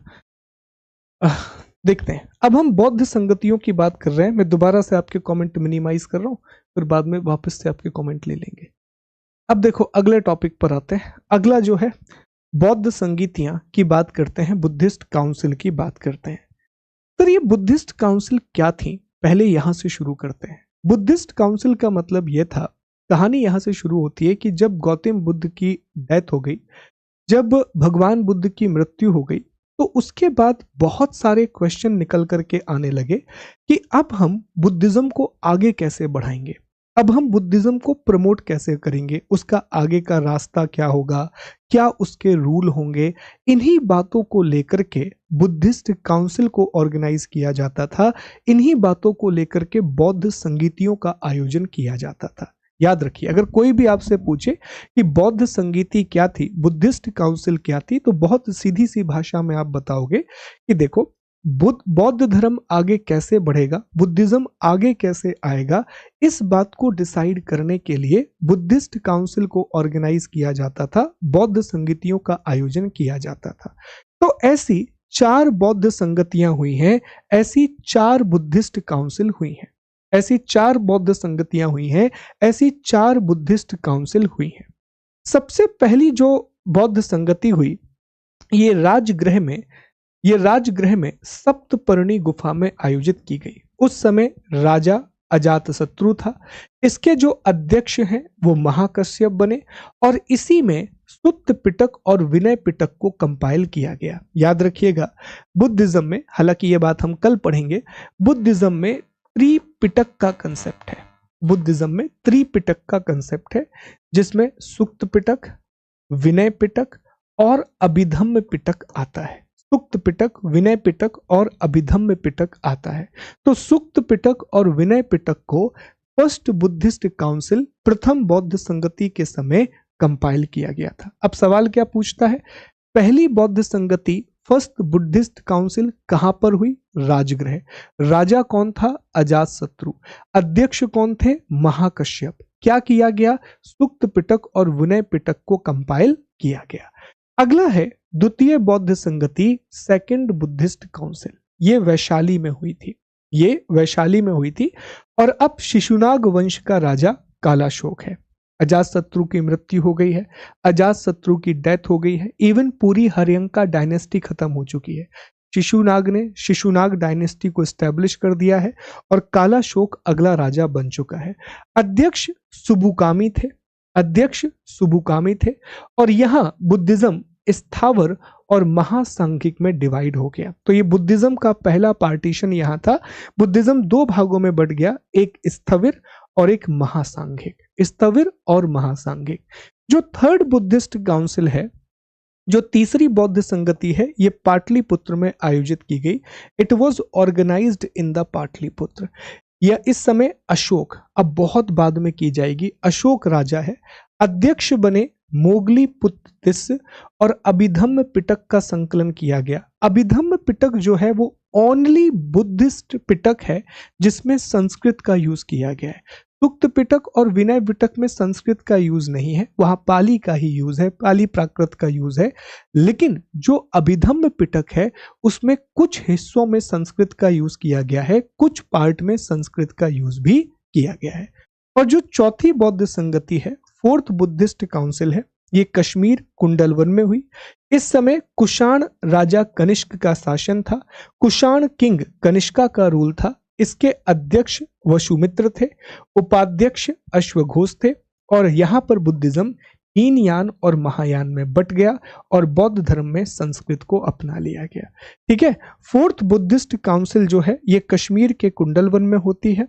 कनिष्क इस समय पर किंग था, जो चेयरमैन है वो वसुमित्र थे और जो वीसी हैं वो अश्वघोष थे।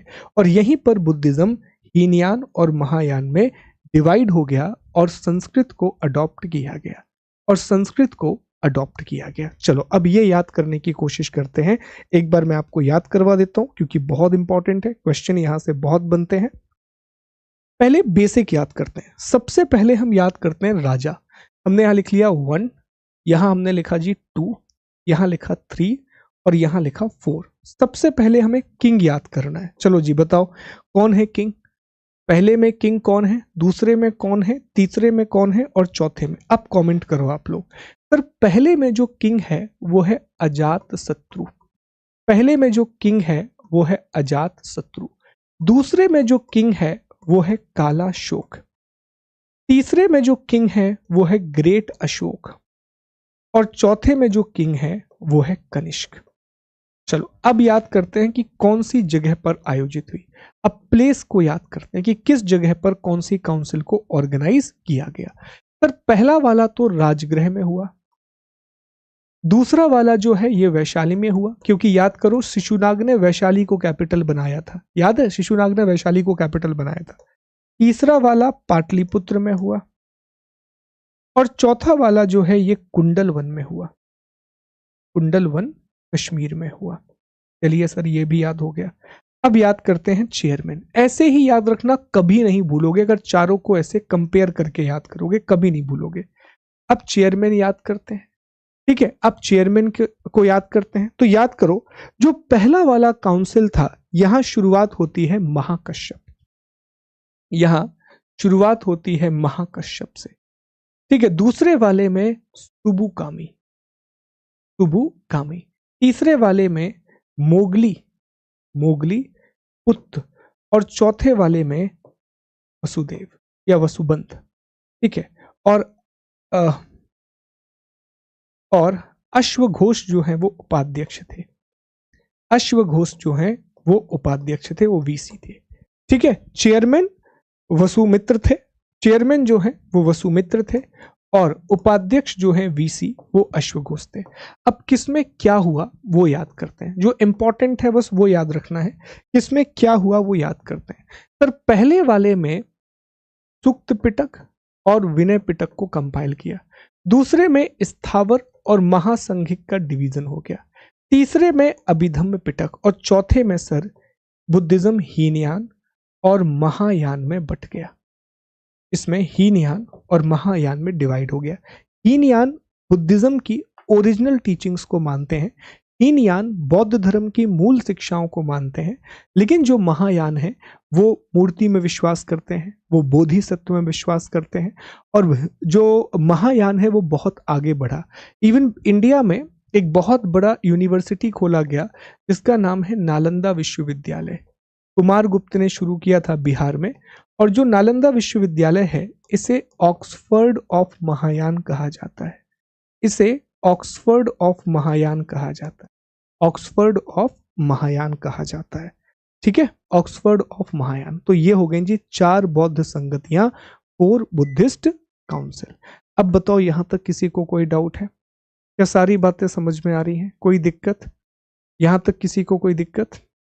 तो ये 4 बौद्ध संगतियां हैं, ये 4 बुद्धिस्ट काउंसिल हैं। पता होना चाहिए, अध्यक्ष वगैरह के नाम याद होने चाहिए, यहां से क्वेश्चन बनता है। अब कुछ इंपॉर्टेंट बातें स्तूप के बारे में भी समझ लीजिए। स्तूपा क्या होते हैं, स्तूप से किस तरह की चीजें बनती हैं, जरा समझिएगा। देखो ये जो पूरा का पूरा है ना, ये स्तूप होता है। तो स्तूप में ऊपर की तरफ आपको छत्र दिखाई देता है, इसके नीचे यस्ती होती है, यस्ती के नीचे हर्मिका होती है, ठीक है। हर्मिका होती है। बाहर इस तरह से आपको तोरण दिखाई देंगे। एक बाउंड्री वॉल होती है, एक बाउंड्री वॉल होती है, ये तोरण होते हैं। इस तरह से एक स्तूप का डिजाइन होता है। ये भाजा की गुफाएं हैं, लोनावला महाराष्ट्र में। याद रखना भाजा की गुफाएं लोनावला महाराष्ट्र में है। बुद्धिज्म के 3 इंपॉर्टेंट ब्रांचेस हैं। एक है हीनयान जिसे थेरवाद कहा जाता है, दूसरा है महायान और तीसरा है वज्रयान, ठीक है। एक है जी हीनयान जिसे हम थेरवाद कहते हैं, दूसरा है महायान और तीसरा है वज्रयान। वज्रयान जो है इसका विकास तिब्बत में बहुत हुआ है। तिब्बत वाले रीजन में बहुत ज्यादा इसका विकास हुआ है, तिब्बत वाले क्षेत्र में बहुत विकास हुआ है। बुद्धिज्म में सबसे इंपॉर्टेंट जो फेस्टिवल है वो वैशाख पूर्णिमा है। बौद्ध धर्म का जो सबसे महत्वपूर्ण त्योहार है वो वैशाख पूर्णिमा है। रीजन भी है उसका, वो इसलिए है कि बुद्ध का जन्म भी वैशाख पूर्णिमा में हुआ था, उनको ज्ञान की प्राप्ति भी वैशाख पूर्णिमा में हुई और उनकी मृत्यु भी वैशाख पूर्णिमा को ही हुई थी। बुद्ध का जो अगला अवतार है, बुद्ध का जो अगला इनकारनेशन है, वो मैत्रेय को माना जाता है। वो किसे माना जाता है? मैत्रेय को माना जाता है। बोधिसत्व की एक अवधारणा है, there is a concept of bodhisattva. Bodhisattva का मतलब होता है एक ऐसा व्यक्ति, ठीक है। बोधिसत्व का मतलब होता है, हाँ, बोधिसत्व का एक मतलब होता है, there is a meaning of bodhisattva. Bodhisattva का मतलब होता है एक ऐसा व्यक्ति जिसे ज्ञान मिल चुका है लेकिन अभी भी वो निर्वाण नहीं ले रहा है ताकि वो दूसरे लोगों की मदद कर सके ज्ञान को प्राप्त करवाने में, ठीक। भारत में सबसे पहली स्टैचू जिसकी उपासना की गई थी वो बुद्ध का था। पहली मूर्ति मथुरा शैली में बनाई गई, सर्वाधिक मूर्तियां गांधार शैली में बनाई गई। कल हम डिस्कस करेंगे कि मथुरा और गांधार आर्ट क्या होता है। एक पद्म संभव है, गुरु रिनपाच, ये वज्रयान शाखा से जुड़े हुए हैं। इनकी मूर्ति बनी हुई है रेवार झील हिमाचल में, 123 फीट ऊंची। याद रखना, ये थोड़ा सा इंपॉर्टेंट है, क्वेश्चन यहां से पूछे जा सकते हैं, questions can be asked from here. Buddhism में जो चैत्य है इसका मतलब होता है पूजा करने वाली जगह, और जो विहार है इसका मतलब होता है रहने वाली जगह। एक घर है, घर को विहार बोलते हैं, और जहां मंदिर है उसे चैत्य बोलते हैं। सबसे बड़ा जो स्तूप है ये बिहार के केसरिया में है। धम्मेक स्तूप ये सारनाथ उत्तर प्रदेश में है। रामभर स्तूप ये कुशीनगर उत्तर प्रदेश में है। सांची स्तूप ये मध्य प्रदेश में है। बोरोवुडुर स्तूप ये सबसे बड़ा मंदिर है, बोरोवुडुर, ये इंडोनेशिया में है।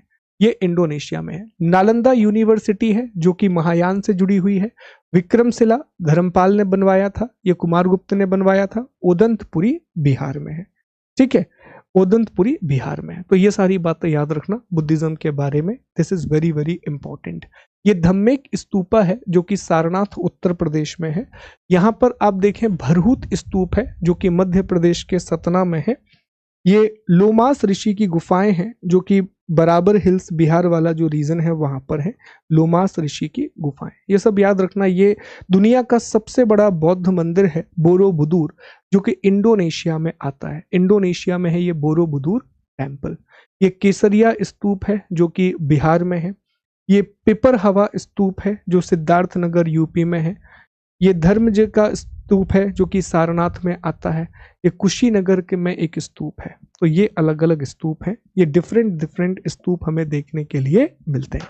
इनको याद रखना, ये बहुत इंपॉर्टेंट है। यहां से क्वेश्चन बन जाता है, यहां से प्रश्न बन जाते हैं।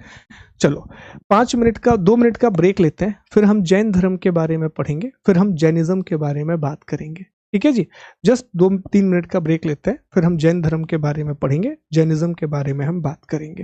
देखिए आज हमें जैन धर्म और कवर करना है, जैनिज्म की बात हमें और करनी है। फिर हम कल बौद्ध धर्म के साहित्य को पढ़ेंगे, हम बौद्ध धर्म के आर्ट एंड कल्चर को पढ़ेंगे, और फिर आगे जाकर के ये टॉपिक कवर होगा। ठीक है जी, चलो बिल्कुल है, हेल्प करेगी। तो 5 मिनट का ब्रेक, उसके बाद हम बौद्ध धर्म के बारे में पढ़ेंगे, बुद्धिज्म के बारे में पढ़ेंगे।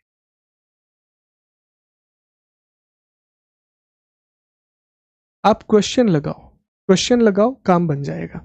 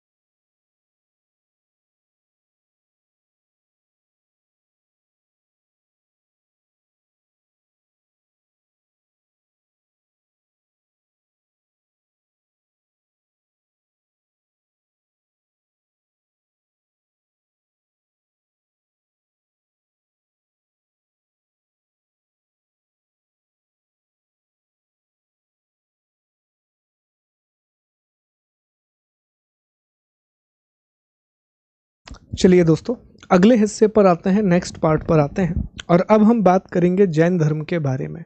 अब हम बात करेंगे जैनिज्म के बारे में। ध्यान दीजिएगा, बहुत इंपॉर्टेंट टॉपिक है, बहुत ही महत्वपूर्ण टॉपिक है जैन धर्म और बौद्ध धर्म।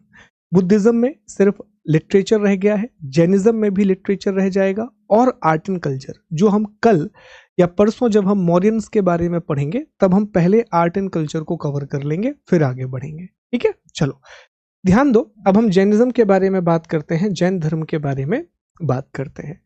देखो, एक शब्द है संस्कृत में जिन, एक संस्कृत शब्द है जिन, और इसी जिन से ये शब्द बना है जैन।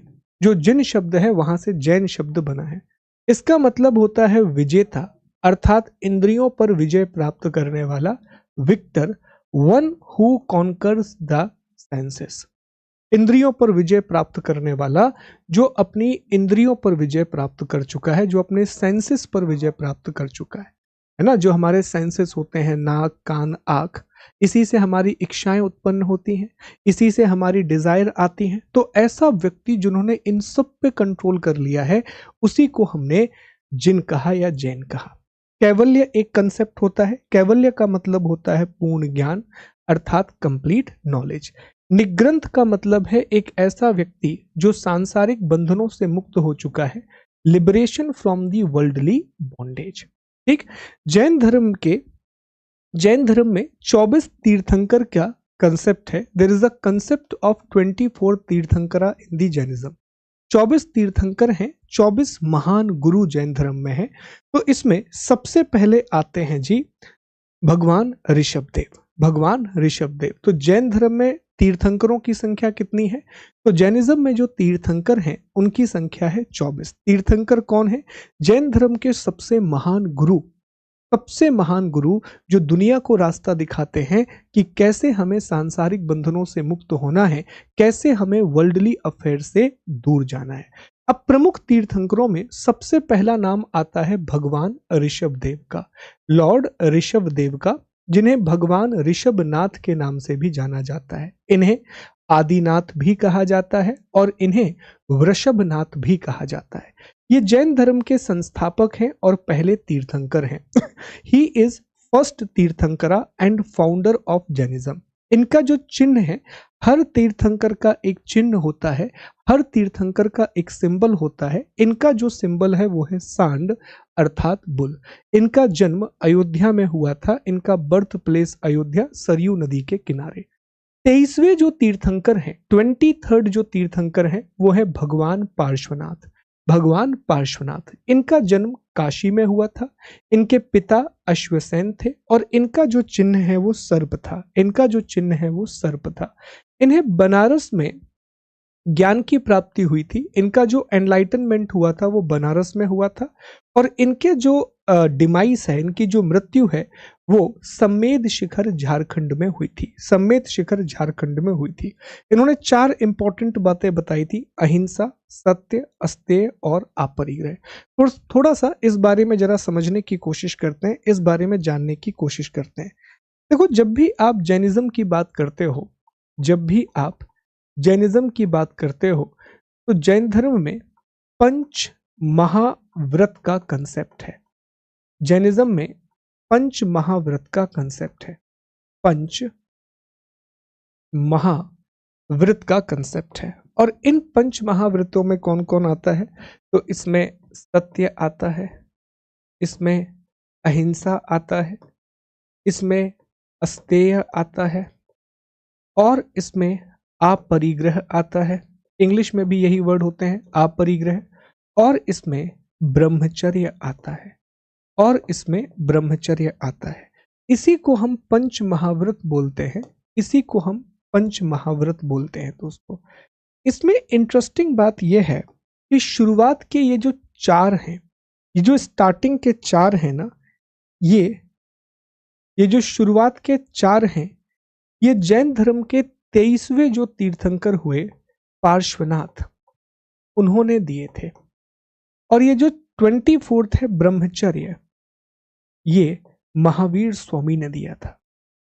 ये महावीर स्वामी ने दिया था। याद रखिएगा, ये बहुत इंपॉर्टेंट है। तो ये चार जो व्रत हैं, सत्य, अहिंसा, अस्तेय, अपरिग्रह। सत्य का मतलब ट्रूथ होता है, अहिंसा का मतलब नॉन वायलेंस होता है, अस्तेय का मतलब होता है चोरी नहीं करना है, और अपरिग्रह का मतलब होता है संपत्ति इकट्ठा नहीं करना है, वेल्थ को अक्यूमुलेट नहीं करना है, और ब्रह्मचर्य। ये ब्रह्मचर्य का जो कंसेप्ट है ये महावीर स्वामी ने दिया था, जो कि 24वें तीर्थंकर थे, जो कि 24th तीर्थंकर थे। अब एक बात और समझो, ये भी बड़ा इंपॉर्टेंट है, ध्यान दीजिएगा। ये प्रमुख तीर्थंकर हैं और उनके चिन्ह हैं। जो पहले तीर्थंकर हैं भगवान ऋषभ देव, जो पहले तीर्थंकर हैं भगवान ऋषभ देव, उनका चिन्ह ऑक्स है। अजीतनाथ हाथी, संभवनाथ जी का चिन्ह घोड़ा है, पार्श्वनाथ सम पार्श्वनाथ जी का चिन्ह स्वास्तिक है, शांतिनाथ जी का चिन्ह हिरण है, नेमिनाथ जो 21वें तीर्थंकर हैं नीलकमल, अरिष्ट नेमी जो 22वें तीर्थंकर हैं शंख, पार्श्वनाथ सर्प, और महावीर स्वामी का स्नेह। ये याद रखना, ये प्रमुख चिन्ह है, ये इंपॉर्टेंट है।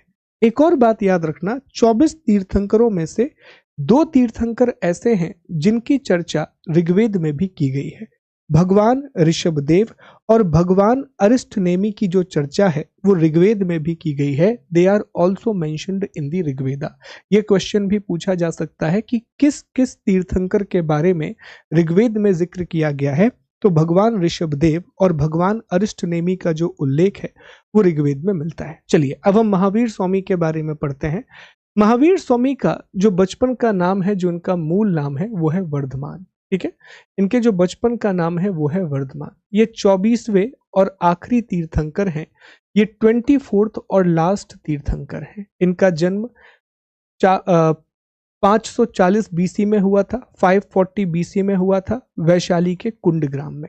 वैशाली के कुंडग्राम में इनके जो पिता हैं फादर, उनका नाम सिद्धार्थ था, जो कि ग्रातज्ञ क्षत्रिय थे, जो कि ग्रातज्ञ कुल के क्षत्रिय थे। माता का नाम त्रिशला है, जो वैशाली के राजा चेटक की बहन थी। इनकी माता का नाम त्रिशला है, जो सिस्टर थी किंग ऑफ चेटक।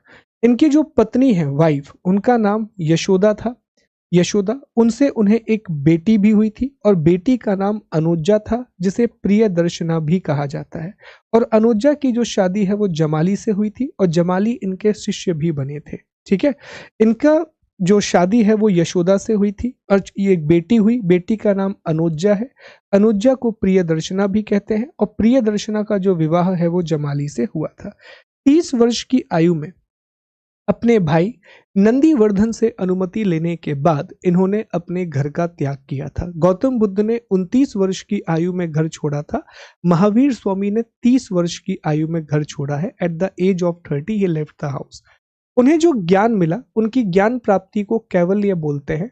तो 12 वर्ष की तपस्या उन्होंने की, और जृंभिका ग्राम ऋजुपालिका नदी के किनारे साल वृक्ष के नीचे उन्हें ज्ञान मिला था। ज्ञान मिलने के बाद वो केवलिन, आहर्त, जिन और निग्रंथ कहलाए। तो तुरंत ना यहाँ पे कंपेयर कर लो, तुरंत यहाँ पे कंपेयर कर लेते हैं। चलो अब यहाँ पर एक तरफ हम लिखेंगे गौतम बुद्ध, एक तरफ हम लिखेंगे महावीर स्वामी।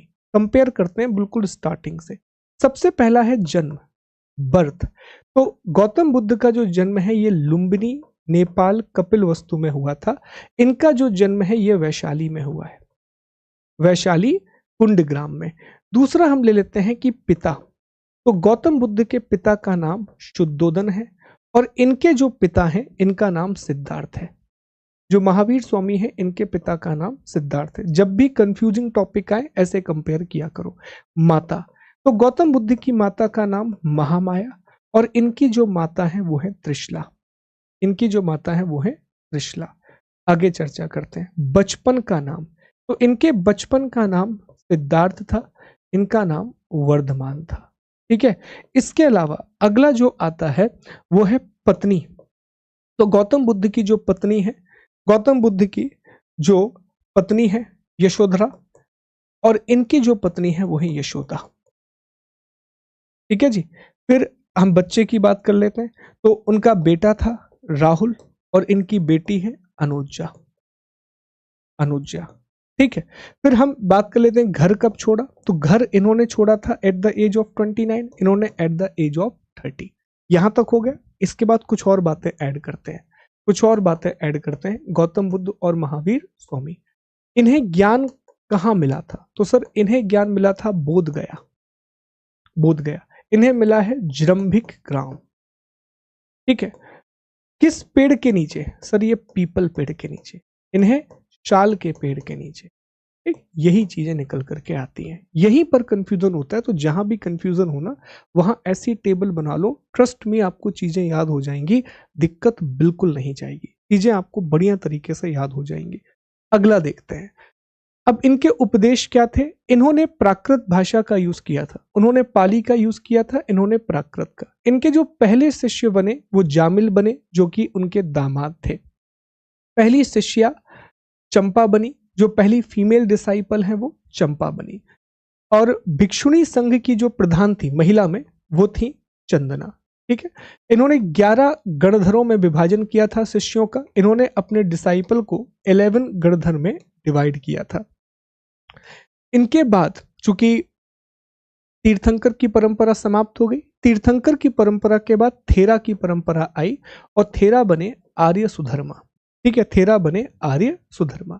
इनका मृत्यु निर्वाण 468 बीसी, पावापुरी, बिहार, मल्ल गणराज्य, ठीक है। अब ये कितनी इंटरेस्टिंग बात है ना कि भारत के दो महानतम लोग, एक गौतम बुद्ध और दूसरे महावीर स्वामी, दोनों की ही जो मृत्यु है वो मल्ल गणराज्य में हुई है। गौतम बुद्ध की जो मृत्यु है वो कुशीनारा में हुई, और जो महावीर स्वामी है इनकी जो मृत्यु है ये पावापुरी में हुई, और दोनों बिहार में आते हैं, दोनों ही बिहार में आते हैं, ठीक है। अब हम सिद्धांतों की बात कर लेते हैं, प्रिंसिपल्स के बारे में पढ़ लेते हैं कि सिद्धांत क्या क्या है। तो उन्होंने कहा कि दुनिया में सबसे बड़ी प्रॉब्लम है अज्ञान का होना, इग्नोरेंस, और इसी की वजह से सारी समस्याएं होती हैं, इसी की वजह से सारी प्रॉब्लम होती हैं। ये भगवान में नहीं मानते, ये गॉड में नहीं मानते, लेकिन आत्मा में मानते हैं, कर्म के सिद्धांत में मानते हैं, और पुनर्जन्म के सिद्धांत में मानते हैं। भगवान को नहीं मानते दोस्तों, भगवान में विश्वास नहीं है, लेकिन आत्मा में विश्वास करते हैं, कर्म में विश्वास करते हैं, और पुनर्जन्म में विश्वास करते हैं। दूसरा, यहां पर भी त्रिरत्न की अवधारणा है, यहां पर भी 3 ज्वेल का कंसेप्ट है, लेकिन इसमें आता है सम्यक दर्शन, सम्यक ज्ञान और सम्यक आचरण। राइट, सम्यक दर्शन, सम्यक ज्ञान और सम्यक आचरण। इसका मतलब होता है, सम्यक दर्शन का मतलब होता है सही चीज में विश्वास करना, राइट बिलीफ। सम्यक ज्ञान का मतलब होता है सही ज्ञान, अज्ञान को मिटाना, राइट नॉलेज। सम्यक आचरण का मतलब होता है उच्च नैतिकता, हाई मोरालिटी, ठीक है। तो ये त्रिरत्न है। पंच महाव्रत है, अभी आपको बताया हमने 5 महाव्रत, अहिंसा, सत्य, अस्तेय, अपरिग्रह और ब्रह्मचर्य, ये भी आपको बताया। ये शुरुआत के जो 4 हैं ये पार्श्वनाथ जी ने बताए थे, और 5वां जो है ये महावीर स्वामी ने ऐड किया था, ठीक है। महाव्रत साधुओं के लिए होते हैं और अणुव्रत गृहस्थ के लिए होते हैं। जो महाव्रत है वो सन्यासियों के लिए होते हैं, अणुव्रत जो है वो हाउस होल्ड के लिए होते हैं। उसके अलावा जैन धर्म का एक सबसे बड़ा सिद्धांत है जिसे सप्तभंगी नय, त्यागवाद या अनेकांतवाद कहा जाता है। सबसे इंपॉर्टेंट प्रिंसिपल है जिसे सप्तभंगी नय, त्यागवाद या अनेकांतवाद कहा जाता है। उसके अलावा अनंत चतुष्ट है, जीवन में 4 गुण होते हैं, संवर, त्रिरत्नों का अनुसरण करके, और निर्जरा, जीवन में व्याप्त कर्मों का समाप्त होना। सबसे इंपॉर्टेंट जो प्रिंसिपल है ना वो है सप्तभंगी नय, जिसे त्यागवाद या अनेकांतवाद कहा जाता है।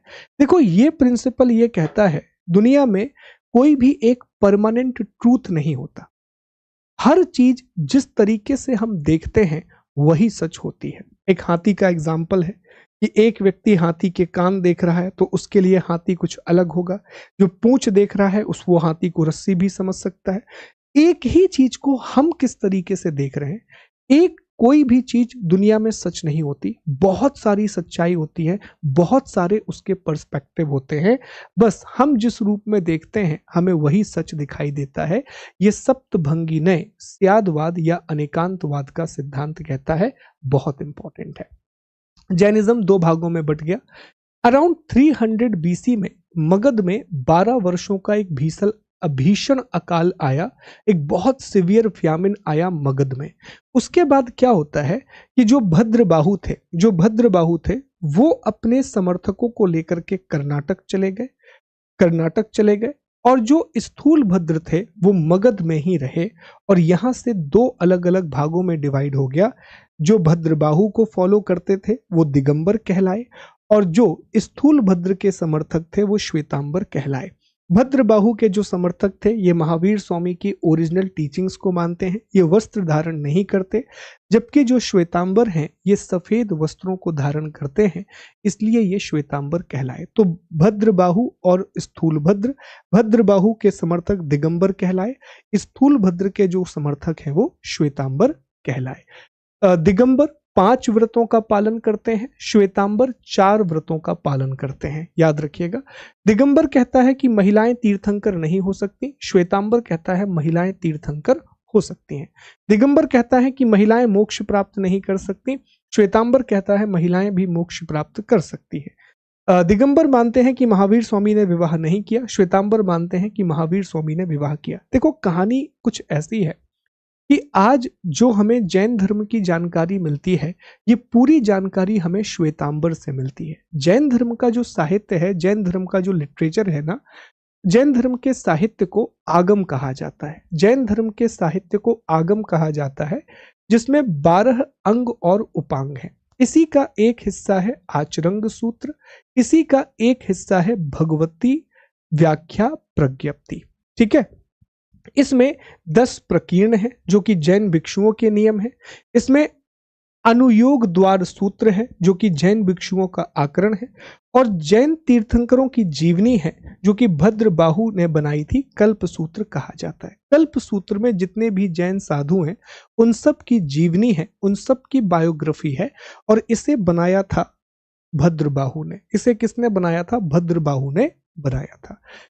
जैन स्थापत्य कला याद रखिएगा, खजुराहो के जैन मंदिर हैं जो कि चंदेल राजाओं ने बनवाए थे। श्रवण बेलगोला कर्नाटक में बाहुबली की मूर्ति है जिसे गोमतेश्वर की मूर्ति कहा जाता है। ये गंग राजा रचमल्ल या पंचमल के मंत्री चामुंडराय के द्वारा बनवाई गई थी। यहाँ हर 12 साल के बाद महामस्तक अभिषेक का आयोजन होता है। दिलवाड़ा राजस्थान के माउंट आबू में एक प्रसिद्ध मंदिर है जो कि चालुक्य राजा भीमदेव प्रथम के मंत्री विमल शाह, यहाँ पर विमल वसाही मंदिर भी स्थित है। कलिंग राजा खारवेल ये जैन धर्म के बहुत बड़े संरक्षक माने जाते हैं। इन्होंने उड़ीसा के निकट उदयगिरी और खंडगिरी की गुफाओं में बहुत सारे जैन गुफाओं का निर्माण करवाया था। उदयगिरी और खंडगिरी वाले रीजन में बहुत सारी जैन गुफाओं का निर्माण करवाया है। एलोरा की गुफाएं हैं, महाराष्ट्र में आती हैं। ये राष्ट्रकूट राजाओं के द्वारा बनवाई गई थी। एलोरा में जैन, बौद्ध और हिंदुइज्म है। एलोरा में जैन, बौद्ध और हिंदुइज्म है। उसके अलावा राजस्थान के रणकपुर में भगवान ऋषभ देव का चतुर्मुखी मंदिर है। माउंट मंगी तुंगी है महाराष्ट्र में। सम्मेद शिखर है पारसनाथ में जहां पर अधिकांश तीर्थंकरों का निर्वाण स्थल है। मुक्तागिरी मंदिर है और गजपंथ गुफा है, ये भी महाराष्ट्र में। तितन वसल गुफा है तमिलनाडु में। अहिंसा की मूर्ति है, ये मंगी तुंगी पहाड़ी महाराष्ट्र में। गिरनार और पालिताना मंदिर है गुजरात में। बसदी है कर्नाटक में। ये पूरा आर्ट एंड कल्चर है, ये पूरा का पूरा आर्ट एंड कल्चर है। तो ये जैन धर्म के बारे में इंपॉर्टेंट बातें हैं, इनको याद रखिएगा। यहां से भी क्वेश्चंस बन सकते हैं, यहां से भी प्रश्न आ सकते हैं। कल्प सूत्र की रचना आचार्य भद्रबाहु के द्वारा की गई थी। चलिए अब हम कुछ सवालों को लगाते हैं। 10-12 सवाल आज लगाएंगे, बाकी क्वेश्चंस को कल सॉल्व करेंगे।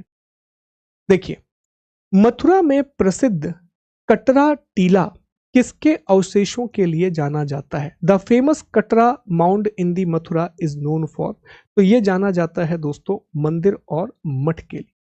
ठीक है, हाँ ये देखिए, निम्नलिखित में से कौन सा राजा भगवान बुद्ध और महावीर दोनों के जीवन काल में शासन करता था? Which of the following king ruled during the lifeline of Buddha? SSC CHSL में सवाल पूछा गया। अब देखो, चंद्रगुप्त मौर्य नहीं थे, इनकी डेथ हो चुकी थी।